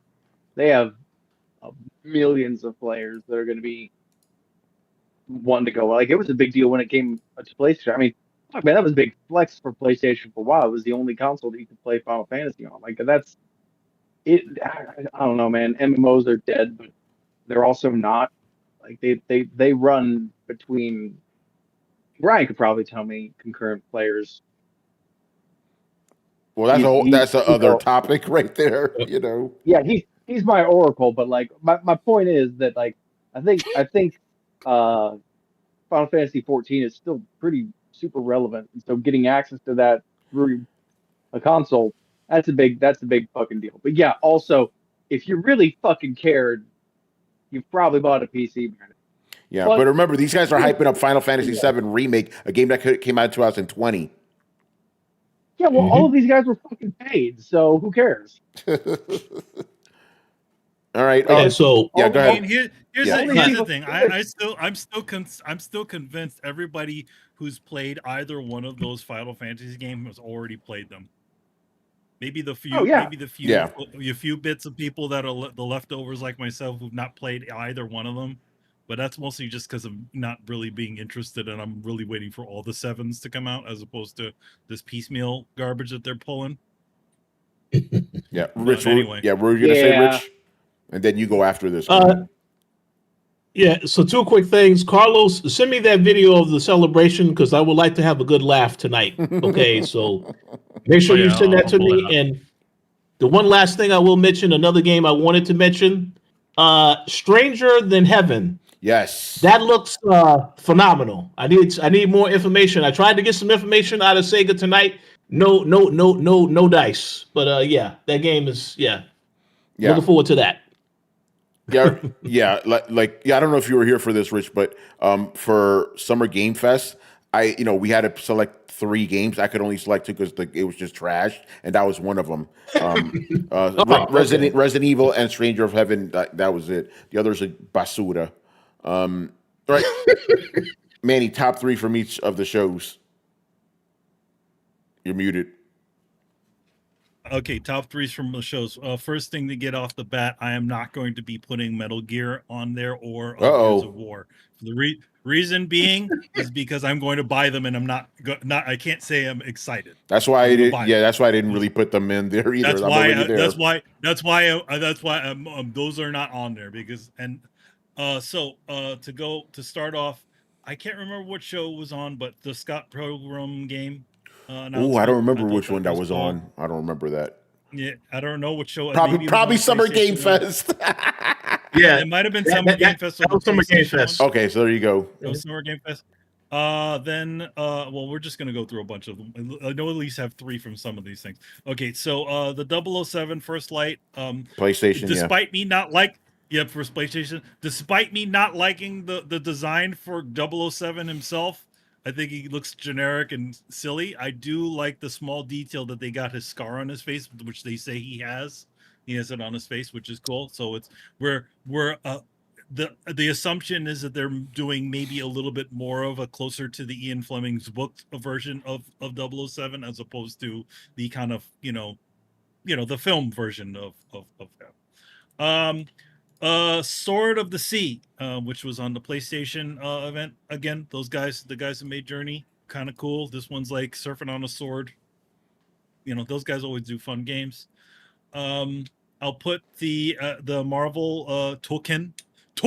Yeah. I'll put that on there. Looks great. Can't wait to see more on that. That's that was the Ender's Game on the PlayStation feature. So let's see, for the Summer Games Fest, I think was Bloodstained part of the Summer Games Fest once? That was State of Play as well. Okay, so that's on there too. It's nice to see Bloodstained again. Again, caught a lot of us by surprise that they were actually making another one. Again, and I would say this: they were still releasing stuff for the previous game. Like I was a backer of the original game, and I still get messages from these guys saying, "Oh, they fixed this, they added this, they did this." So it's all doing all kinds of fun stuff in the background. So that's cool. Let's see what else. The Xbox One, I would say it was an even clip, but I would have to say that absolutely nothing on that show interested me except for the Lighthouse game. Yeah. That's probably a controversial statement. Again, like, I know everybody likes Invincible, but I don't care. Yeah. Invincible's a cool comic book. I worked for Skybound for years. I just never had an interest in Invincible itself. I read, they're good enough books, but I'm thinking about a game. I'm like, okay, so are you going to play a bunch of randos and then been 20 Invincible characters? I don't know. Well, no, it's a fighting game. They're actually real characters. It's a fighting. No, but I mean, like, who are you gonna put there? They're kind of knockoff Avenger guys. The characters you saw the trailer, right? Invincible. Adam Eve was there. Rexplode, his father's there. But you're probably going to get Battle Beast. You're probably going to get Alan the Alien. So it's not just randos, I don't know. Yeah, it's just not. The hair, all the adversaries that you've seen before. Yeah, too, there's so many. There's probably going to be more adversaries than there are going to be actual characters. I mean, good guy characters. I don't know. I'm not interested in it at all. I think it it's nice I will say, making a fighting game, but against Omni-Man.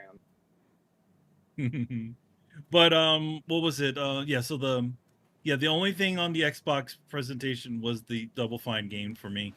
Do I need another PlayStation? Nah, you get named like 4 already. Okay, so yeah, the all in all, I know everybody's excited about Resident Evil, but I'm not. I haven't done a Resident Evil since 6, and I didn't do any of the remakes or anything like that. I was already in my space. I'm kind of done with Resident Evil in general. I appreciate they exist. I appreciate that people like to play them, but I don't need to play them anymore. So, Manny, I want to thank you. Most of us. You just gave me an idea for an article I'm going to write this week.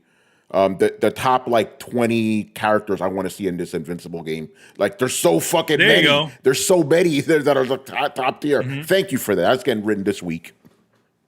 There you go. So look at that. Inspiring articles. Yeah, because when you said, who are you going to get? Invincible with a bunch of these, I'm like, are you fucking kidding me? Have you not read the books, motherfucker? There's so many characters. Anyway, go on. Are they characters that you're gonna want to play? Yes. Yeah, why not? Dude, Battle Beast? Are you fucking kidding me? That alone Everybody right there. Battle Beast. I'm sure. Of yeah, Battle and there's Beast. other guys that I can't name because haven't been shown on the show yet.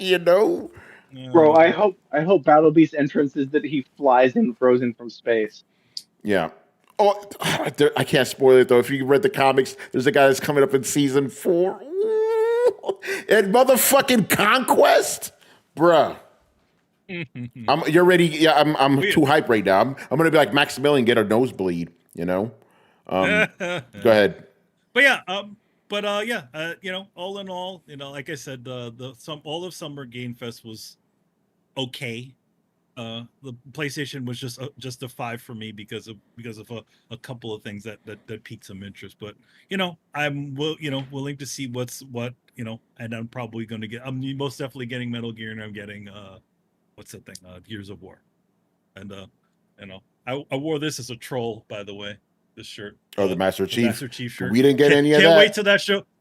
Can't wait till that shows up on PlayStation because it's happening, folks.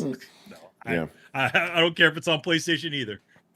All right, let's move on. I think it is happening. So yeah, go ahead. Do you have time for me to ask you guys a question? Actually, no, because we have 10 more questions and we've only answered 2. We've only answered 2. Shit. So okay. Yeah, we're an hour and a half into the show. We only answered 2 questions out of 12. That's why I kept. That's why I kept it sort of brisk on my end. Yeah, what happened, Brett? Let's do this. All right. I said, stop through the phone. Let's do this. Yeah, it's Chris and Gary, not Gary, Richard. Where's Gary? All right, I don't get that. That was a reference for. All right, moving on No, here. I'm saying What? don't Chris and They went Richard already. go, or they already They went already. Oh, Yeah, okay. yeah. Again, we've been on this question for a while. You know. Oh man. All right, moving on here. Is the industry being oversaturated with Souls-like games? Yes. Tired of that 100%. shit. Yes. Yeah. You know, it's like every other game. Either- Yeah, good. Either that, or Jeff Keighley keeps on going with themes every single Summer Games Fest, because last year it was all like, it's a survival horror game. Now it's like, oh, we must save the world from ruin, a dark fantasy world. To be fair, the Souls games were mostly announced during the PlayStation thing. During Jeff Keighley's thing was some, bunch of random indie bullshit. Were you gonna say, Brett? What Souls-like game? Huh? What Souls-like game? What Souls-like game? Okay, I have to pull up the list of the PlayStation because literally every other game was a Souls-like. Okay, well, I guess I thought more that I'm was on asking, the like, Summer Games Fest one. like, are you guys talking like, because like I saw some stuff that looked in tone, but like I feel like Souls-like is starting to be thrown around kind of broadly. So I'm like, are we Oh no, talking Manny, you're right. It fantasy was or Summer Game Fest. Yes, Any yes. difficulty? It was Summer Game Fest that happened. Yeah, it was. Yeah, because I'm looking at PlayStation. The only one they had was Neo. No, I got a lot of that for Summer Games Fest. I got a lot of like there's like a dark fantasy, super fucked up Japanese monster kind of vibe going on, but I don't know that I necessarily a lot just of dark call that fantasy games. like. No, I'd they're say Souls that's like. more I of a mean, vibe. that became like a meme over the weekend. Everybody was like, "Oh, look at all these Souls lights and stuff," or like, the refrigerator one where you get all hyped to open the refrigerator and you close it. Like the meme was like, "Oh man, look at this new awesome looking fantasy game. Oh, it's a Souls like shit like that was popping up all over the weekend." Well, just like I don't even know what Souls-like means anymore. Like, because a lot of those don't look like the slow, methodical, third-person pacing that I know Souls games for, unless you're talking about something else. Because I heard a lot of that same shit. I'm like, what are we talking about here? One of these games have like a fucking like crossbow gun in it and shit like that. Like, what? Like Liza P, that's one, that you could consider that. But there was just a lot of them, I mean, Liza P is also. I mean, it does definitely count, but it doesn't count at the same time because it's just a DLC for the damn game. No, but but it's not a sequel. Yeah, but it's still something, But yeah, I know. So I'll be interested to see what the gameplay. Like, I get the vibe on a lot of this shit with dark fantasy. I'm gonna be really interested to see like what more of the gameplay looks like on some of this stuff, because I feel like some of it is gonna be kind of like, shooter slasher. Like Mortal Coil, that's not. I don't think I'd call that a Souls-like. That's considered that's considered a Souls-like. I would consider it's the a first one was Souls-like. definitely a Souls-like game. Yeah, the first one is a Souls-like. Same with this one. So yeah. Mortal Shell. Yeah. Anyway, but we're not going to go down that rabbit hole. But yeah, I agree with that. There's too much. It seems like everybody, these Souls games have done well, and then everybody's jumping on the bandwagon. That's exactly what's happening. Yep. And Mania, how long it takes to make games, so they're all just releasing now. Yeah, it's like it takes at least 4 to 5 years. So what were people playing 4 or 5 years ago? Elden Ring. Exactly. Come on, guys. It's a phase. It's a phase. We went through zombies. Right now we're going through Eldritch. Yep. Now we're in dark fantasy Souls likes. Yep. Yeah. I just hope that they play different. But I'm not also averse to, bro, I hope we don't return to the age of easy gaming. Like, let's not return to the age of easy gaming. Hand-holding bullshit. Yeah. I mean, if that's leftover from these Souls-like games, then that's a good thing. You got to make games challenging, bro. All right, another question here. Is the Xbox ROG Ally necessary? That's a good question, because it's like, now that you have the Legion Go S with Steam OS, now you don't have to deal with fucking Windows 11 and shit. And this will have Windows 11 on it. So I don't know. I think we'll better be able to answer this question if we can see what the Xbox launcher is on this thing. And if they could, because I still don't think it's going to be like a truncated version of Windows 11. I still think you have to go through the whole process Like if you're setting up a new PC. If they could somehow eliminate that, that'd be a win, but I don't think so. But I am very curious to try out this device, and I am the resident handheld reviewer at Tom's Guide, so you already know I'll be checking this one out. But Carlos, put a pin on this. I got to tell you guys some shit. What happened, Brett? I want to know about this chipset too. Like, I don't know about this chipset. Yeah, this is the Ryzen Z2. This is the next gen Ryzen Z2 Extreme. I'm very excited about that. But if it has Windows 11, it's going to be hampered, But the chip is awesome, Brett. But anyway, Carlos, put a pin on it because I got to tell you something about this handheld after the show. Pinned. I'm intrigued because this is the only place I think you can like if you got Game Pass, which is again like I just think financially a good deal, especially with like in the day and age where like I don't know if any of these games are going to be good. I'd rather try them first. Like we don't get demos, so I do like the Game Pass. I know a lot of people don't. I think it's bad for the industry. I feel like it's good for me. There you go. So something that can pull up Game Pass and my Steam library so that I can put shit on wish list and then just play shit on Game Pass until my wish list shit goes on sale. Then that is my happy place right there, right? Like, cause like Steam's fucking great. Steam's amazing. You throw shit on your wish list, you just wait, boom. Like, I don't have a lot of money right now. I'm not working, but as soon as like Tainted Grail goes on sale, boom, I'm buying that fucking shit. I'm really close to picking up Space Marines too because I think it's still on sale. Like, and I just got a wish list, man. And then like I can just fucking find something on Game Pass. Like I know I can go right on there right now and be like, oh, Stalker's on there, still, something's on there. So it's I don't know, it's thrifty gaming, man. And this is usually the only place unless I'm. I guess if any Windows 10 thing should be able to launch 11, both. not 10, not 10. Sorry, my bad. Windows 11 should be able to launch both Game Pass and Steam. So I guess it's just a UI shortcut interface. And I really want to hear what you have to say about this, Tony. Yeah. I'm really interested. Yeah, no, so am I. So hopefully I'll get some hands on with it soon. Jay Shep asking how much will it cost? We don't know. I'm gonna guess between depending on the chip because you can get a lesser one. I'm gonna assume I could be dead wrong here between $599 and $799 depending on the configuration. So we'll have to see. So You're including the X on that? What do you mean? Oh yeah. Oh, I'm not. No, I'm actually I am. I'm starting price for the lowest end version up to the highest end version. Understand? So $699 for the highest end version? No, $799. That's my. Oh, guess. you sweet summer child. Yeah, or you sweet summer child. This is gonna be $1,000, man. Oh, I don't know. The accountability section. Damn. I need an accountability buddy. This is gonna be $1,000. $1,000. I think. Okay, let's do that. I say $899 max. Oh, I say $899 minimum. Yeah. So yeah. I say no. That would be my. I'm talking about for the most tricked. Which configuration though? Because I'm going for the most tricked out with the most tricked out version. Because I think starting price will be $599 for the lowest end configuration. Whoa! I think we have a clear line here, gentlemen. Yeah. If it's on the high, if it's above $899. For which model, Brett? Top model. Okay, for the top model. Okay. For the top model, if it is below $899. Tony. Yeah. Like Tony wins. That's the line right there, gentlemen. Yeah, there you go. Right. Accountability. Yep. Let's do it. Accountability section. Right, Jay Shep, get on it. Jay Shep, get on it.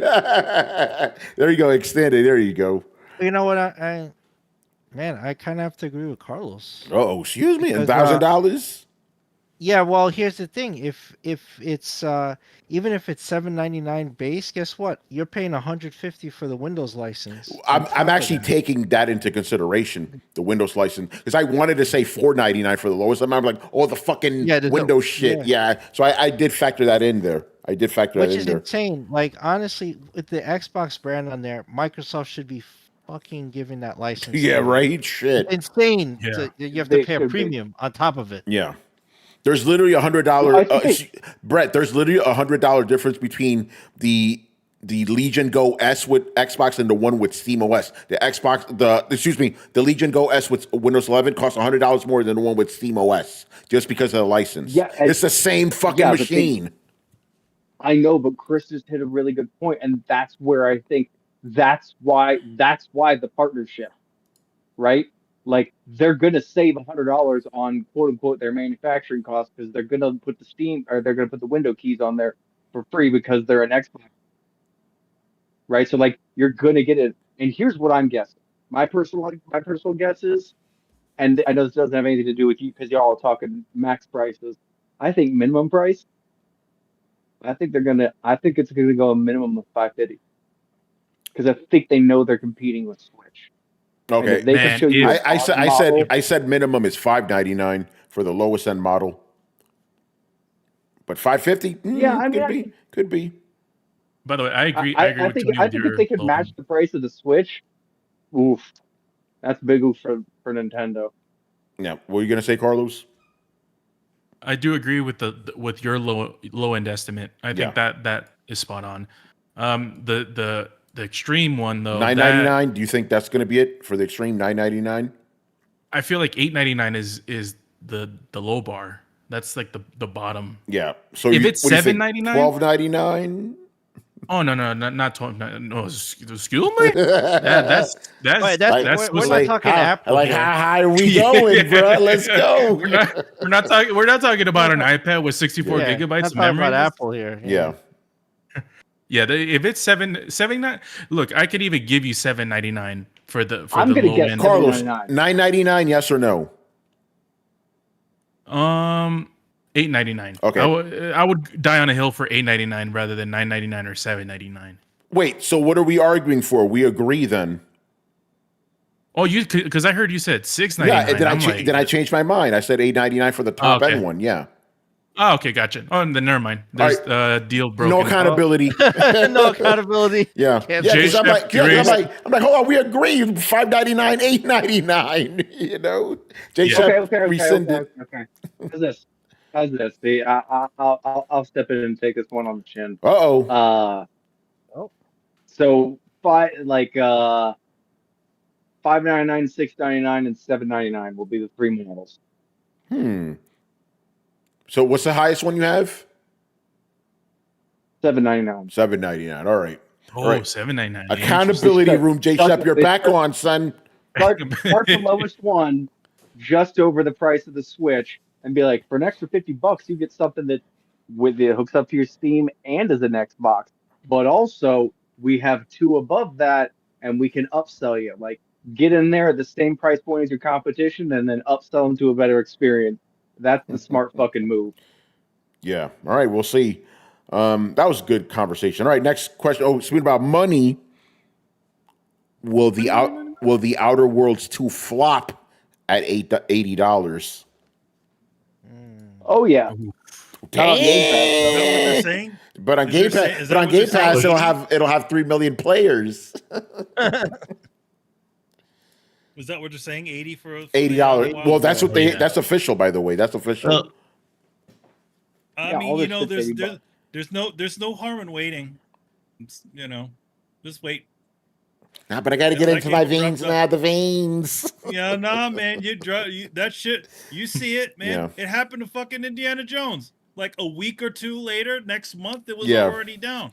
Yeah, So, by the wait way, for that shit. yeah, no, I 100% agree with you. Especially for this game, like Brett said, the first game was boring. This game looks fucking boring too. You know.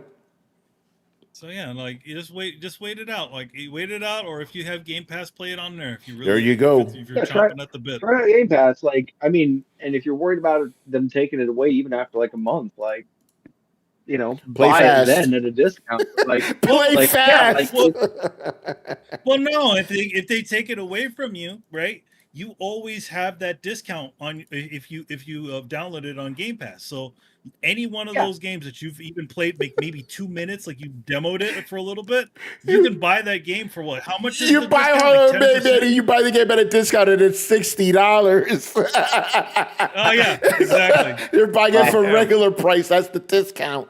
Oh man. Exactly. Oh, shit. Now, I forgot how much. Brett, you see what they're doing, bro. I forgot what the discount was on, like, percentage was if you did get Brett, do you know what it is where it's like let's say like I remember when we got Hi-Fi Rush, right? They gave me a discount on the full game, if I wanted to buy it, right? I can't remember how much the discount was. I think it's 20%. Let me look it up. I believe it is 20%. Yeah. So, I like that. That's the FYE discount, right? Yeah. Oh, going out of business. Everything's 30% off. Everything's marked up 30%. So. Yeah. So it's back to base. It's funny. I went to an FYE. There's still an FYE in my for your mall entertainment, over here. baby. And hilarious thing is they're still doing that same old bullshit, marking everything up to like, a Marvel Legends action figure costs about what $25 or $24. They're bumping it up to like $30 or $40 for just one fucking like 12-inch action figure. Come on, guys. Man. All right. All about that rope-a-dope. Yeah. Anybody else want to jump in on the $80 Outer Worlds? Yeah, I think that might hurt it. I don't know if it'll flop, but it definitely is going to impact it. I don't think there's enough there to justify that price. Yeah, it's not a good game to have to start this trend. It's not the first one, but it's it's one of the first batches of ones. Yeah, what you're saying, Brett? Oh, there's some shit off here that's like up to 80% off. Borderlands 3 is 90% off. Mafia 3 is 80% off. Oh, you're looking at Xbox, yeah. 70% off, but that's garbage. Are these the ones that you like already downloaded? Yeah, like, these are the well, it just says these are the deals with Game Pass section. So if you've had to download it, go ahead, Brian. Go, Brian. With the Borderlands stuff, they're just having this sale in general, so it's like 90-something% off all platforms. Yeah, so they're just doing that in general. Right. So that's how they sold 30 million. Oh shit! Bulletstorm is on sale. Yo, if you haven't played Bulletstorm, pick that shit up. It's $9. You can thank me later. That game is R.I.P. to that studio. Didn't they just get closed? I believe so. I think they did. Yeah, no, they didn't get closed. It was that they had a bunch of games like put into indefinite like they lost funding or something like that. Like they're in indefinite hold or something like that. Something crazy happened with that studio. Yeah. All right. Let's move on to the next question. Will Sonic? This is a game that was announced during one of these shows. Will Sonic Racing CrossWorlds be a direct competitor to Mario Kart World? I don't know about it's wanting to compete with it for sure, but it's not going to beat it. No, it's not. My girlfriend seeing that trailer said one thing because she hasn't seen these games in a while. She goes, "Why does Sonic need a car?" And I told her to make things fair. There you go. Yeah, to make things fair. There you go. Because he would totally beat every single person in that race because he could run at supersonic speed. That's right. But his car can't. Yeah. All right. So go ahead, Rich. I just want to make a comment on this because I actually played this today, and this is not under any embargo. Okay, that's good. I don't believe that this is a competitor to Mario Kart because it's Mario. Yeah. The game is okay. I mean, there's obviously the racing is in there. You're able to. There's certain tactics you can use to try to impact the other people that get ahead of you in the race and the ones that are trying to cut you off. So it has a lot of fun elements to it, but it's just no way it's going to top Mario Kart. And again, you would know better than me, Tony, because you have played Mario Kart, but I'm just looking at both in comparison. Based on the demo that I played today, no, this is not competition. Even though they took a shot at Mario Kart when they were talking about it in the video. I like that. Yeah. Unlike some kart Yeah. racers, we have. I like that. Yeah, no, Yeah. I agree. To Rich, to quote you, I agree with everything that you just said. This is not going to be competition. It's but it'll be a good alternative for people who want Mario Kart but can't get a Switch. So there you go. Yeah. I mean, the Sonic Racer games have been very good. They sell, Even yeah. going back to the play. Yeah, they do pretty well, and they do a decent job. So I'm like, if you just want a nice little kart racer that can, I like the little slap they did at Nintendo that can play on multiple platforms. So funny. Sure, why not? All right, and the last, go ahead. What's up, Brett? I just want to see Yakuza making.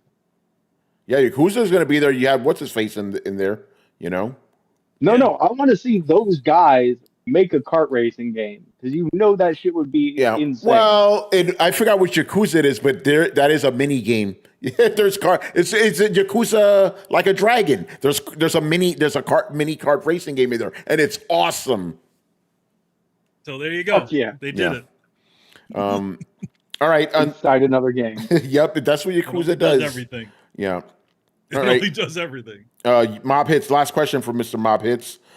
Should Capcom resurrect Capcom Fighting All-Stars to counter Marvel Tokon? No, that game got shelved for a reason, right? But I do like what you're thinking with this because I think basically the idea of Marvel Fighting All-Stars, which eventually became Fighting Evolution, which is absolute trash, was just a Capcom versus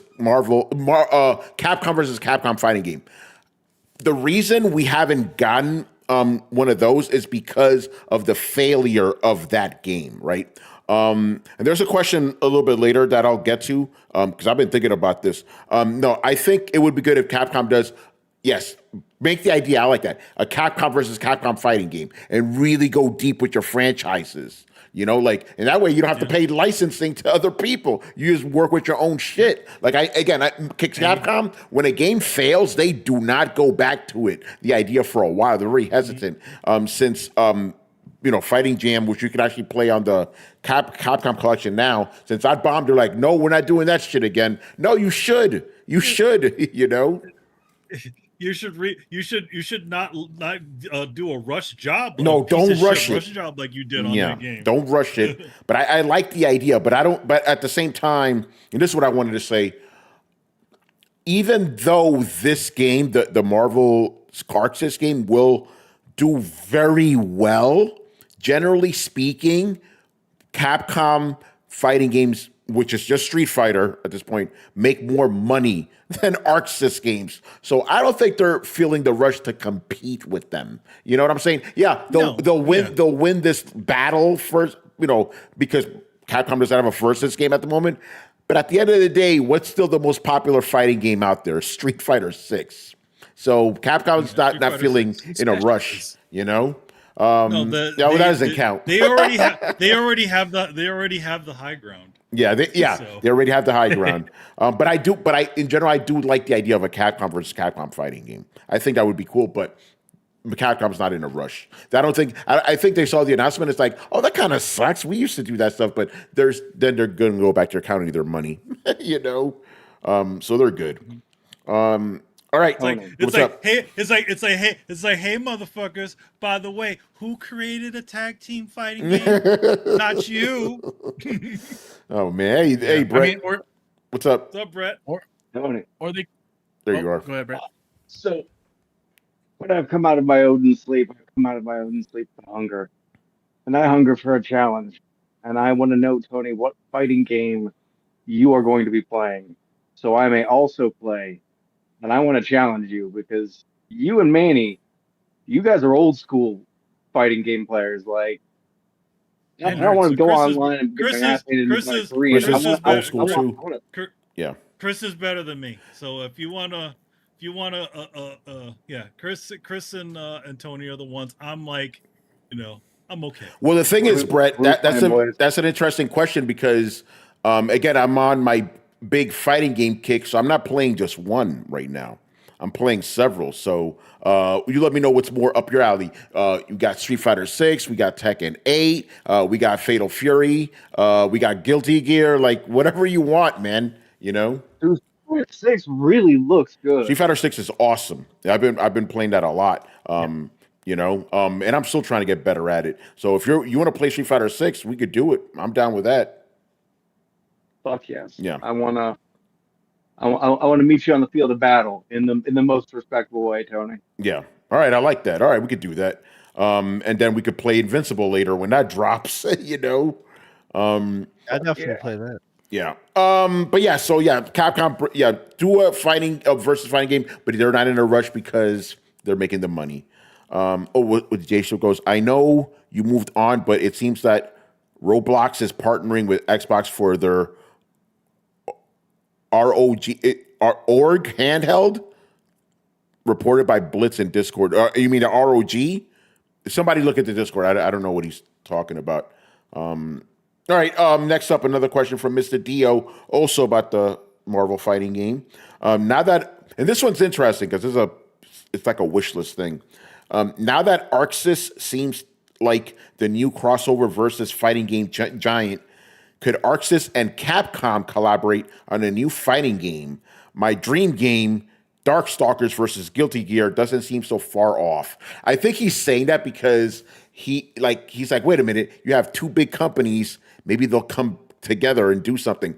I don't think you're gonna get, Darkstalkers versus Guilty Gear. I don't think that's going to happen. What's most likely to happen if they decide to collaborate would be Capcom versus ArcSys. That would be more realistic.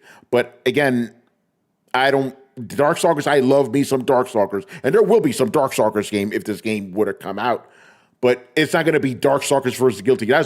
If you're going to get a game, you're going to get Street Fighter versus Guilty Gear. They want the big names there, you know? Yeah, you're not gonna like the Darkstalkers. As much as it is a beloved franchise, it is also sort of a yeah, it's a little lower. It's quite a bit lower on the totem pole. Yeah, exactly. But I do want. I really like I like that he asked this because Manny, he's been asking for that for years, almost as long as I've known Dio. He's like, I want ArcSys to make a Darkstalkers game. I mean, I've said that before. Yeah. They make the most sense. They do, yeah. Do one, but at the same time, it's like it. I mean, granted, also Arc System Works is a studio that is not afraid to be working for somebody else to do another franchise. I mean, Grand Blue Fantasy is a game that's done by them, but it's also published by another studio. So they do these things. So it is a possibility. Yeah. But it won't be there's a but there. Darkstalkers versus Guilty No, Gear. it won't. And the other thing, going back to what I said before about Capcom being hesitant to revisit failed things, even though, again, I understand why you're asking this question because like ArcSys is really up there now. Maybe Capcom collaborate. Capcom is probably not going to collaborate with anybody for a while. The last two games they did that were collaboration games were fucking flops. We're talking, and I'm going to start with the lesser flop, then the bigger one. And you guys are going to go crazy when I say the first one. We're like, wait, that was the lesser flop? The lesser flop was, and this was still a flop, Marvel vs. Capcom Infinite, very bad. And then we have the biggest one, Street Fighter versus Tekken, right? Absolute, like, you have two in a row. Capcom's going to be like,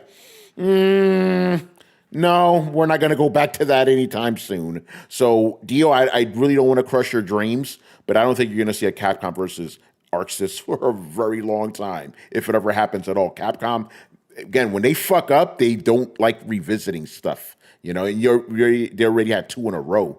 Hopefully, they'll change their mind. Hopefully, because I believe there will be a Capcom versus SNK 3. If that happens and it does well, then they may revisit that stuff. But right now, they're probably still hesitant, And they may not even want to do a Capcom versus SNK because SNK isn't doing very well right now either because Fatal Fury didn't do so well. So we'll see it. But again, Capcom has no need to partner with anybody right now. They're good. They're making all the money, But I like where your heart's coming from, bro. I like where your heart's coming from. All right, a couple questions here, a few questions, I should say, from GZDR. Okay, this one's funny. The panel giggled like schoolgirls when Marvel Tokon was announced. If Sony commissions ArcSys to remake PlayStation All-Stars in that same art style, will you just be as excited? You got to understand the reason we were excited for this announcement. 2 reasons, right? We like the Arc System Works art style, and we like the gameplay, right? If you give me PlayStation All-Stars with the same gameplay, with just that art style, fuck no.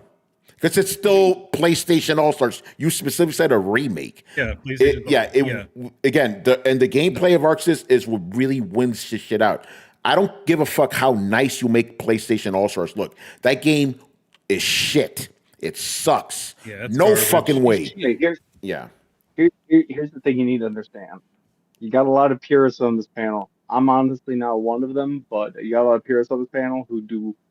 They draw a firm line between a brawler and a fighting game. Yes. Right.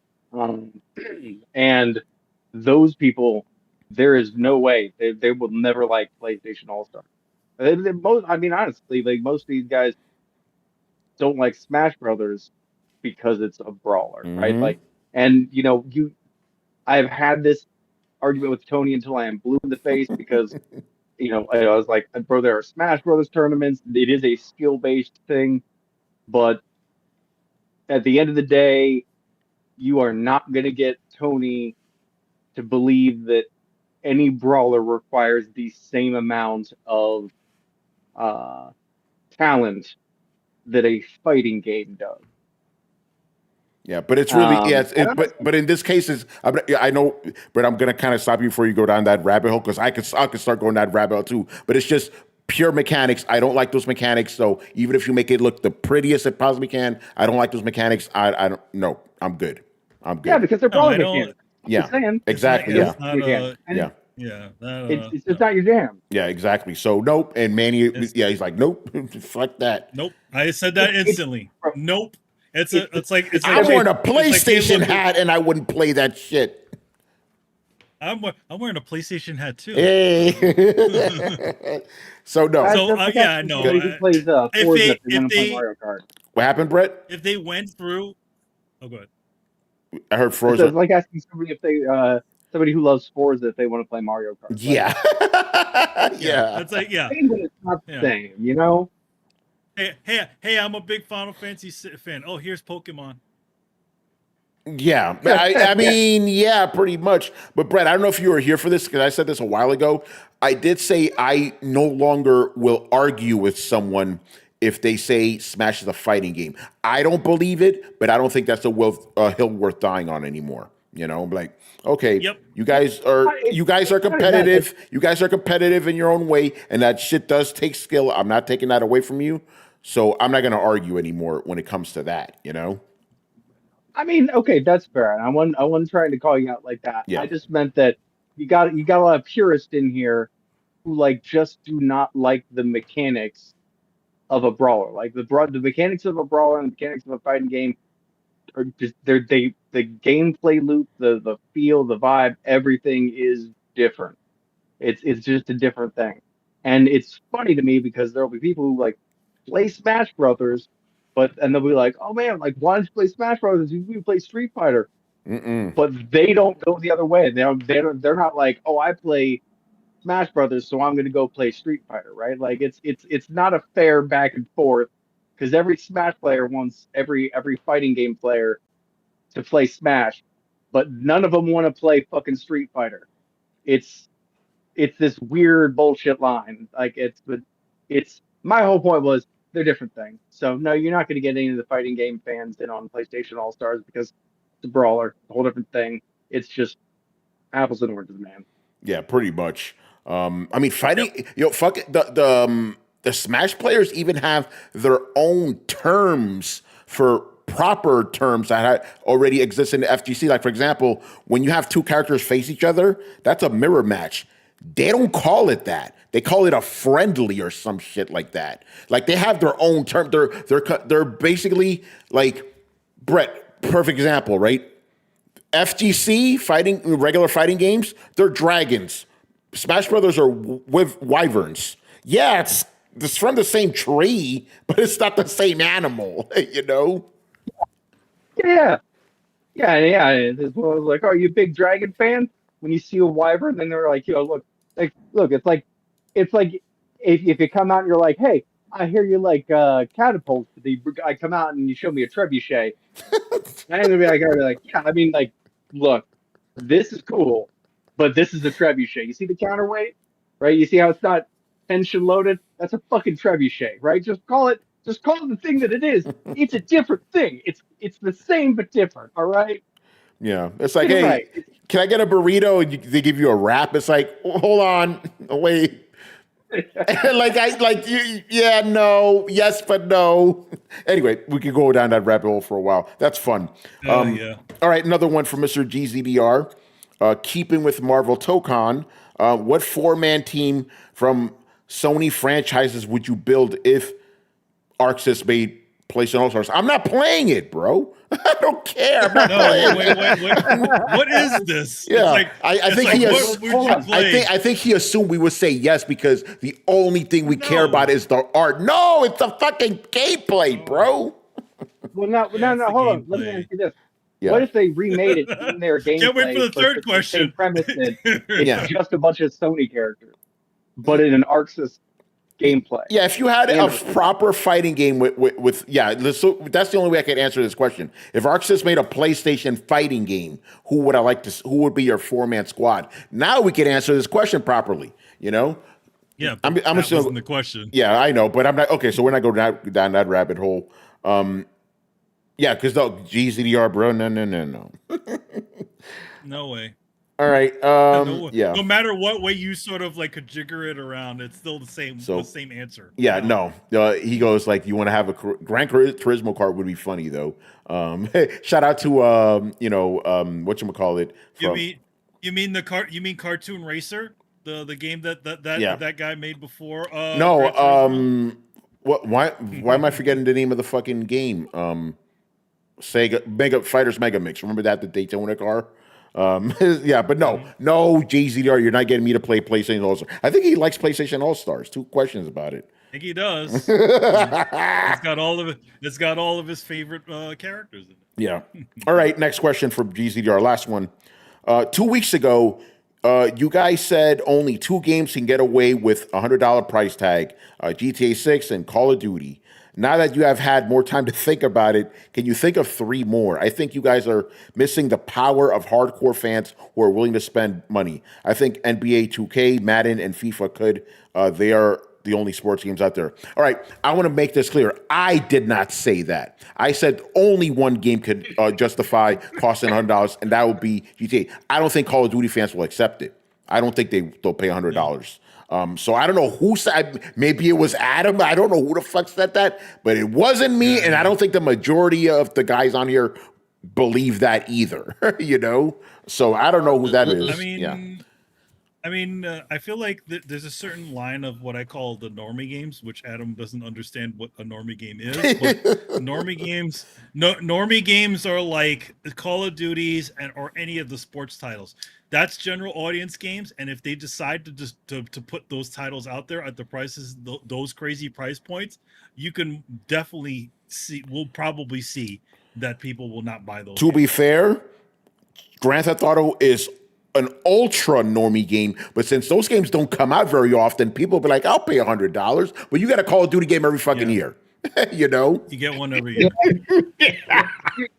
In 5 years, you pay per console. Yeah. And also EA said they'll never charge you $80. And I want to go for that. Remember what happened when they tried to charge $70 for NBA 2K? People were like, "Fuck that," you know? Yep, exactly. And that's the normies. That's like that was the normies, yeah.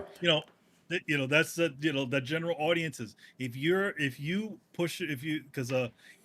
I think before he was saying you underestimate the hardcore fans. To be honest, yes, hardcore fans do matter because they evangelize things and all that stuff, but that's not what they're looking for. They're looking for general audience adaptation. You get the general audience up in there, that's when your game is a mega success. Exactly. So yeah, GZDR, because he's saying, "Oh, people will pay more for sports games." We've already proven that they're not going to pay more. You know, they said fuck you to $70 games, bro. You know. I Yeah, go ahead, But I Brett. also think you guys might be looking at it just a little bit from the cart before the horse kind of thing. Yeah, what do you think? The, the way I see it is, it's not about the value of the video game. I mean, that's great, and that definitely is important in hindsight. But that's going to be after a game really establishes its reputation and legacy. There's not that many slow burn games that really pick up. There's not that many scheduled ones, right? I think that the problem is, at least I would be asking myself the question of, what company still has the goodwill and trust of their customers to fork over the $80 before playing the game? Like, I did an instant fork over $80-$100 for a FromSoft game, but I don't even know at this point. Like, I haven't seen a GTA in a decade. I have no idea what this thing is gonna fucking be. Right? Like, I'm not gonna pay $100 for that shit at launch.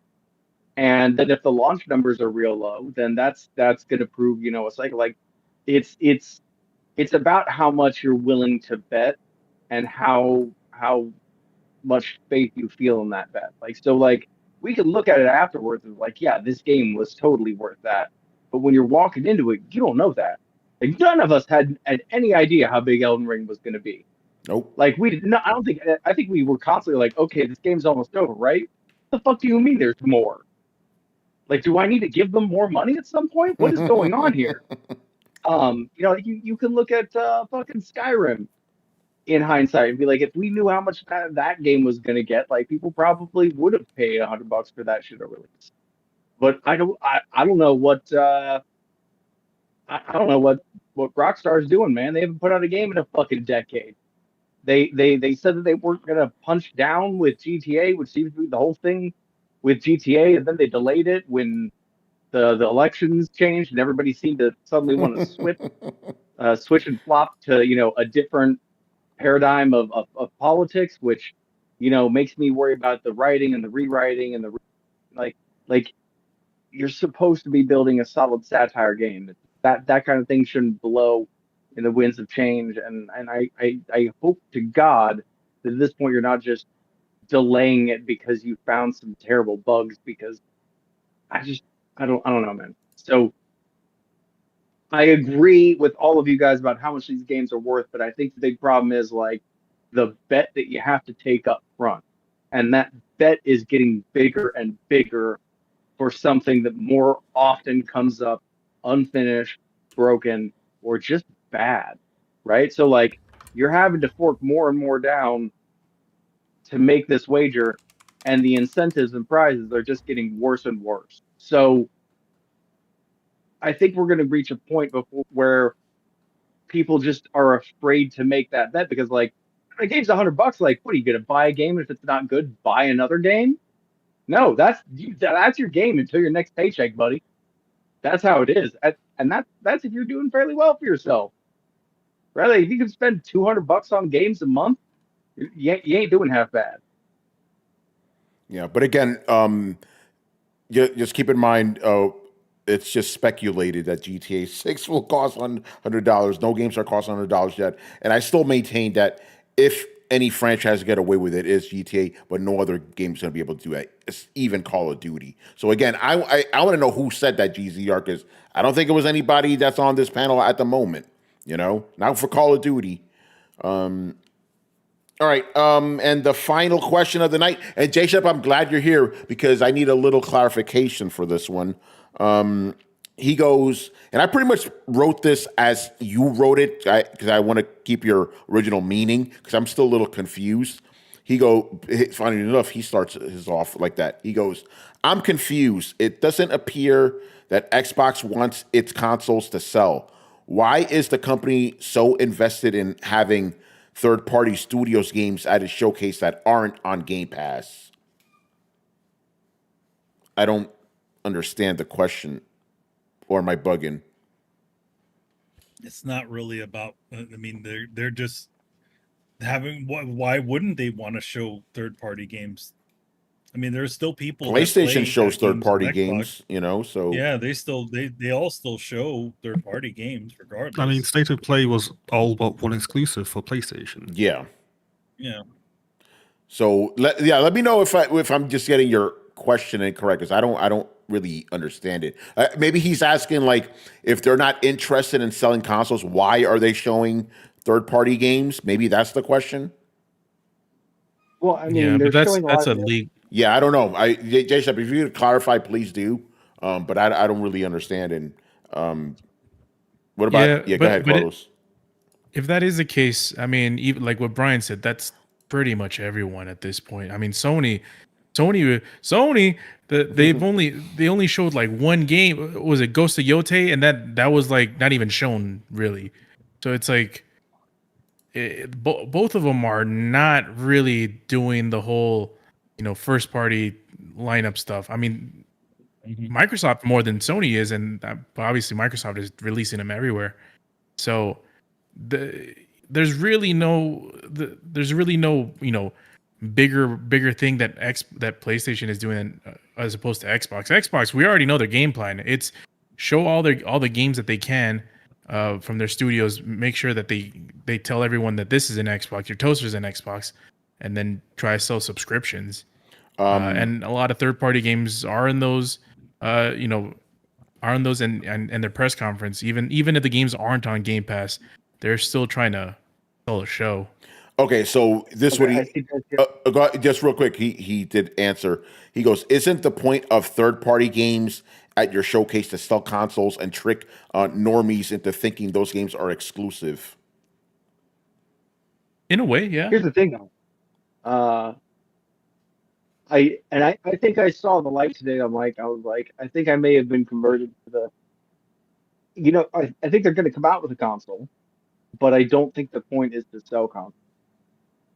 And they've already said it. Microsoft itself has already said, we're not trying to sell consoles. We want Xbox on everything. Yeah. Xbox Game Pass on everything, basically. Well, it kind of made me realize, I might be wrong here. I kind of feel like Microsoft's end goal might be to come for Steam. Well, that's an interesting take. Well, look at it this way, right? Like, they're trying to share a platform with them, right? Like they're merging. Like, oh, check it out! You can have your Game Pass, where you can buy all your games and play your games for free on your monthly subscription on here, and you can also access your Steam games, right? And so, like, they have found their way kind of onto the same hardware platform, and now it's just about, well, which storefront are you gonna buy from? And Steam is pretty entrenched, and like maybe I'm giving way too much credit. But looking at it today, I'm like, oh shit, are they going for that storefront money? Because that storefront money, that's just 30%.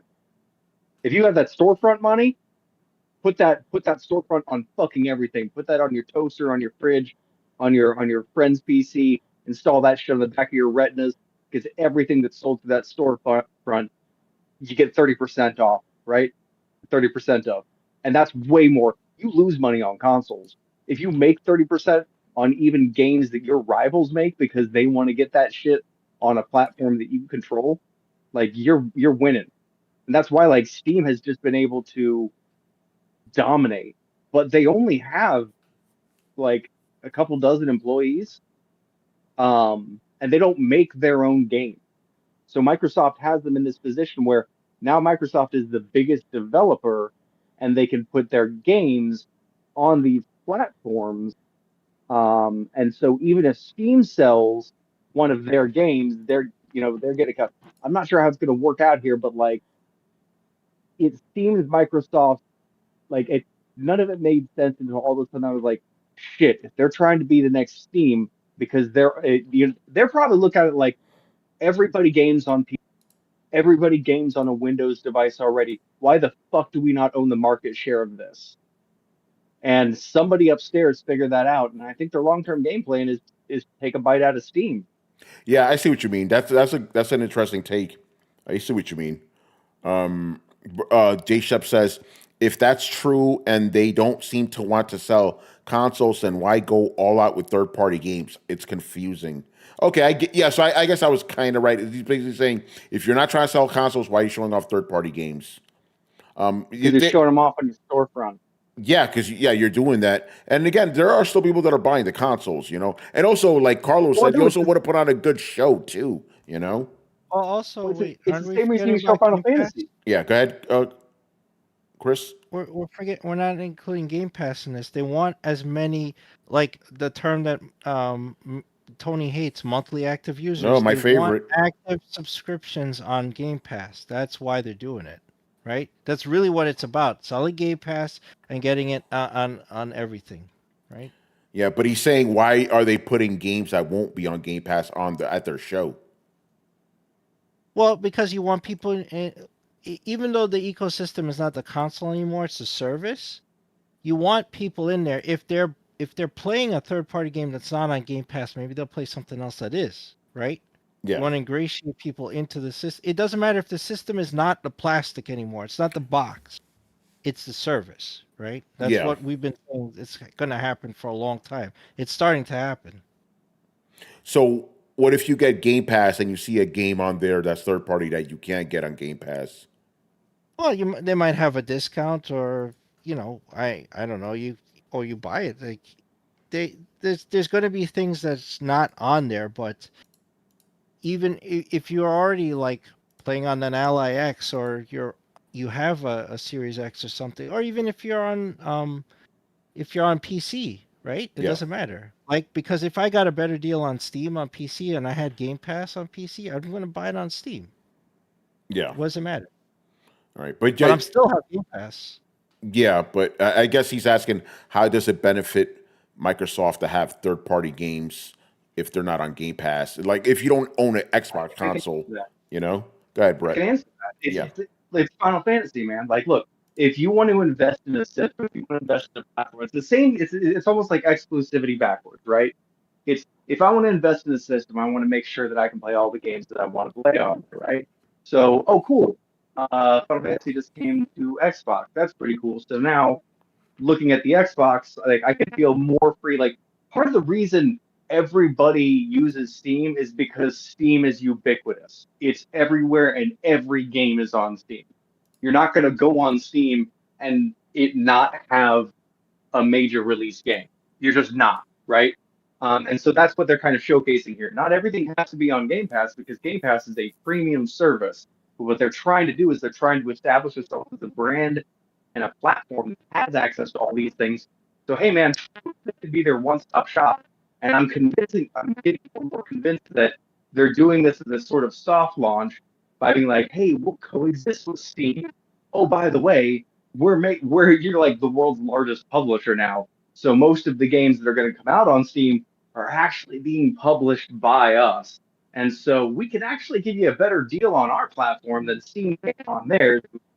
Kind of slowly elbow in on their business and phase them out, because we make the games that are on Steam. That's how Steam got where it was because Valve made a lot of those great games. But now they don't do any of that shit anymore. They don't have the talent to do that. But here's Microsoft being a huge game developer and one of the biggest publishers in the world. They have the ability to do that. So what they're doing is they're conveying to you that even if it's not on Game Pass, it's still on their system. It's still on their platform, right? Like, you can still get whatever you want on their platform. Also, plus Game Pass, but they're trying to build this idea. You probably have a lot of people have this idea that, like, well, there's a lot of stuff to get on Xbox, and that's what they're fighting against. I'm sure that's why they gave a shit ton of money to Square Enix to get Final Fantasy on their consoles. After 5 years. Dude, but that's the thing. After 5 years, yes, but what is it worth to not be seen like the people who can't get the thing that the customers want? Right? Like, it's worth it. You're building this image. You're building this idea. You want to have the same ubiquitous access to games that Steam does. And then you want to be making a lot of those games. So even if Steam sells them, you're making your cut. And if you sell them, you're making more of your cut. It's just, it makes sense. And I know that we've been talking about this for fucking ever, and we all know that the platform is not the box, and the box is not the platform. But for the first time this year, seeing their conference, it came into crystal clarity for me with the ROG Ally handheld. Like that's coming in on Steam's territory, and they know exactly what they're doing because they're like, yeah, you can play all your Steam games on here because Steam doesn't own Windows, we own Windows. So, you know, if this may all be a big nothing burger because the Linux-based gaming system could prove to be superior, as Tony has said. Oftentimes it runs better, so we may, as an industry, convert to Linux-based. For handhelds, Windows 11 is absolute trash. Yeah. So, who knows? But I don't know if it'll work, and I don't know if it's a good idea. But I think this is a bid to, you know, in a decade they want to be having equal market share with Steam. At least that's probably what they're saying in their boardroom. Yeah, no, I don't think you're off. I think that might be true because that is. I know Microsoft said that their biggest competitors were Amazon and Google. No, it's not, bro. Like, get the fuck out of here with that shit. I think you're onto something with them trying to go after Steam, but at the same time, Steam is probably not going to take that line down. So it'll be an interesting battle for sure. You know, J-Shep, I hope that answers the question. But he seemed to like our answer, so that's good. All right, man. We're done here. Extra size episode for you guys because it was 3 days of worth of coverage that we had to go through. You know, good stuff. Rich, man. I said this before you popped on, but I'll say it again now that you're here. You know, shout out to you for all the hard work you've been doing out there. I've been checking out some of the stuff that's going on at the coalition. Very exciting, and I know. Some other good stuff is going to be coming our way. So if you want to tell everybody about some of the possible things that are coming, the floor is yours. Well, first and foremost, thank you, sir. I must confess, however, I haven't been doing too much posting. I know Gary posted a few things from these events, but I am working on several things that are under embargoes. And I'm not just talking about previews, I'm also talking about reviews. So I will have a lot to say on this show for the entirety of this month. But what I can say is that, you know, Capcom showed some stuff. I will have something to say about that on the next show because obviously there are some embargoes in place. But stay tuned for that. As well as several other games. Like I have multiple previews that I've started writing. I need to finish. But I'm just saying, stay tuned to the website starting tomorrow because you'll see stuff getting posted that's under an embargo. But yes, I will talk a little bit more about Summer Game Fest for sure next time because there was a lot that happened at this show. There's a lot of stuff that happened. That's all I can say right now. There you go. Stay tuned. And one last thing I will mention, myself, Mr. Adam Vale, and Mr. Carlos Romero, we did review the latest episode of The Walking Dead, Dead City on our I Am Negan podcast. That video is on YouTube. I will get it on the website at some point tomorrow because, I just got back from Summer Game Fest. But yes, stay tuned for that. But thank you for your continued support and stay tuned. A lot of great gaming stuff coming this upcoming week. Nice. Oh, it looks like there was a Death Stranding thing happening while we were recording, so we'll have to look back on that. Yeah, I watched a little bit. You crazy. Manny, you want to plug anything? Yes. So what's going on in the land of Elo? So obviously, as always, if you're go to skybound.com, the creators of Invincible and the guys who released the G.I. Joe comics, Silent Interlude Special Edition by Kari Randolph and myself is on there live. You can get two versions, one that has the cover dressing that says G.I. Joe and one that doesn't, which is a nice cool piece of artwork of Snake Eyes versus Storm Shadow. Number 2, Street Sharks. Street Sharks just got announced last week. That's probably going to be coming. I think it says something around September. So yeah, a special cover. Kari Randolph and myself. is going to be there. Again, the nostalgia keeps rolling. And then there's a cover by myself that for Power Rangers Prime, which is coming out in August, which is Power Rangers Prime number 9. Mine is going to be, apparently, it's going to be a very, very rare cover. So it's going to be, there's a lot of fun little secrets and things. It's got the VR troopers in it and all kinds of other things. A mysterious character that they're teasing right now. So stay tuned for that when we can fully show you what the cover looks like. And Adam showed up at the end of the Jesus. show. Jesus himself. Jesus. There you go. So that's it for me for keep check everything out, and obviously got MGS Con coming in August, so I hope to see you there. All right, Adam, since you showed up, what a plug what you're working on. Can you? I don't even know if you can hear us. I'm gonna take that as a no. By the way, this is what always happens before every show. Adam always has problems with Discord. There we go. There you go, Adam. Gotta have something. There we go. All right. Yeah. So Adam, I was just saying, since you showed up, I want to plug what you're working on. Oh, what? It's over. Yeah. I was just doing. That's it. Sorry. That's it. There we Where go. we've been here. Shit, I was covering a Revival. Just recording, just getting ready for over at the TV terminal. We just finished recording episode 1 for Revival, that new show that's on Sci-Fi, and it'll also be on Peacock a week after that. Really good show. It's based off of the Image comics. So good show so far. We watched that, so we did that, and that's it. That's what's been going on that, and still doing Murderbot. So people are following Murderbot. That's something else that we're covering.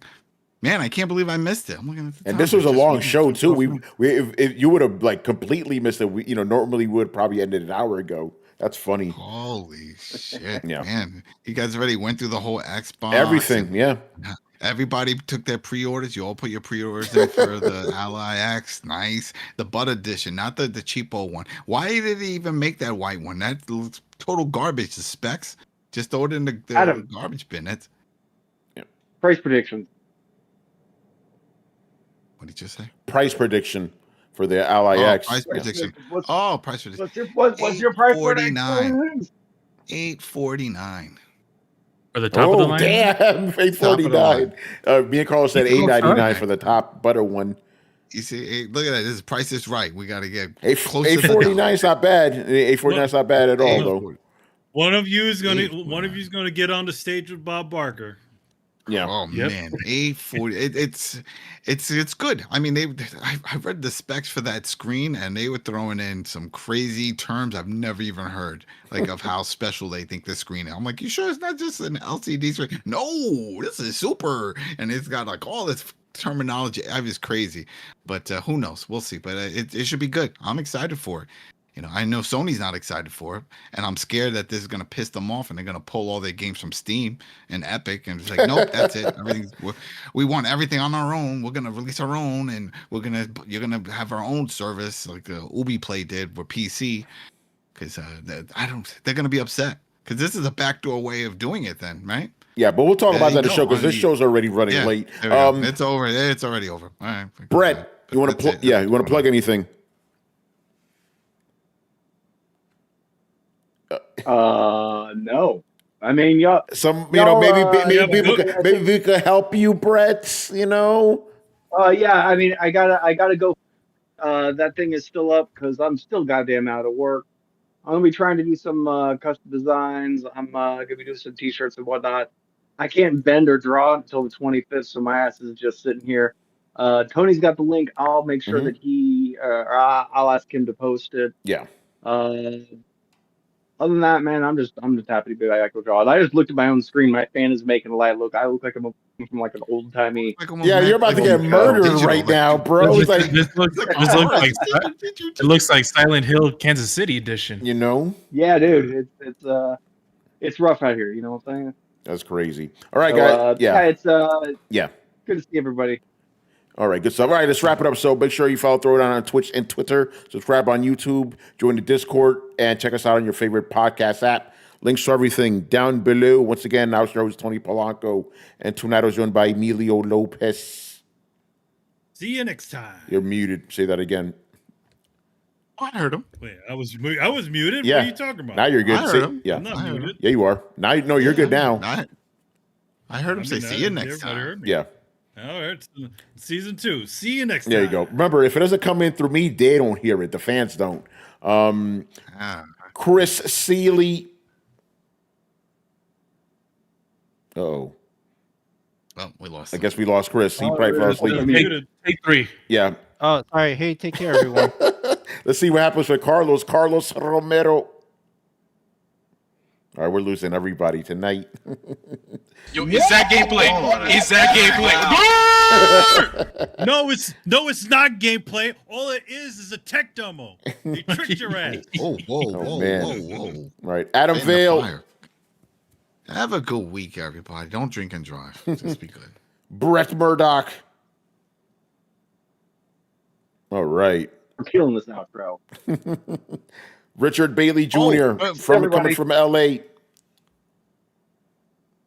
Gaming is great right now. Play some games and stop creating drama online. And yeah. Oh, Yeah, wait, Just Brian, wanna say I real am trying to do the quick, fucking it's all- outro, oh, bro. damn. All right, we'll talk about afterwards. And Brian Majoma. No, but this is for the people, so they know. God damn it. Go ahead, Brian. In the infinite space of creativity, you decided to make a game where black people steal stuff. Oh no, that game. We didn't get asked about that, but yeah, the looter, whatever. Oh my god. But Adam, what do you? Relooting, all right. Yeah. It's reappropriating for that. Jesus. All right, Brian. Adam, what were you gonna say? I was just gonna say the one that was just covering Revival. Steve Ogg is on there. We know him as Trevor from GTA 5. He's on the show. Remember him?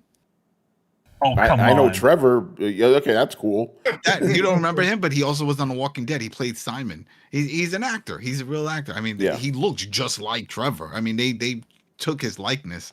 So if you've seen him, he's in it. So that was fun. It's always cool to see when people pop up, especially from the gaming world, when you're like, oh, I recognize him. Oh, that's his dude. Okay. Did you feel that way when you saw the bitch from Interstellar show up on The Last of Us? Whoa. No, because she had a big part. She was Yeah. Nora. She was in the back. She didn't really do much until that one big scene. Yeah, where later she gets on, killed, but, yeah. No. Yeah. But I didn't. If she was, let's say, if she was Abby, then it would have been like, oh, shoot. But there goes that. Yep. All right, guys. And CM Punk's in it too, but he didn't pop up. Yeah, there you go. All right, guys, we're done here, men. Later. I'm off to my own sleep. Ah.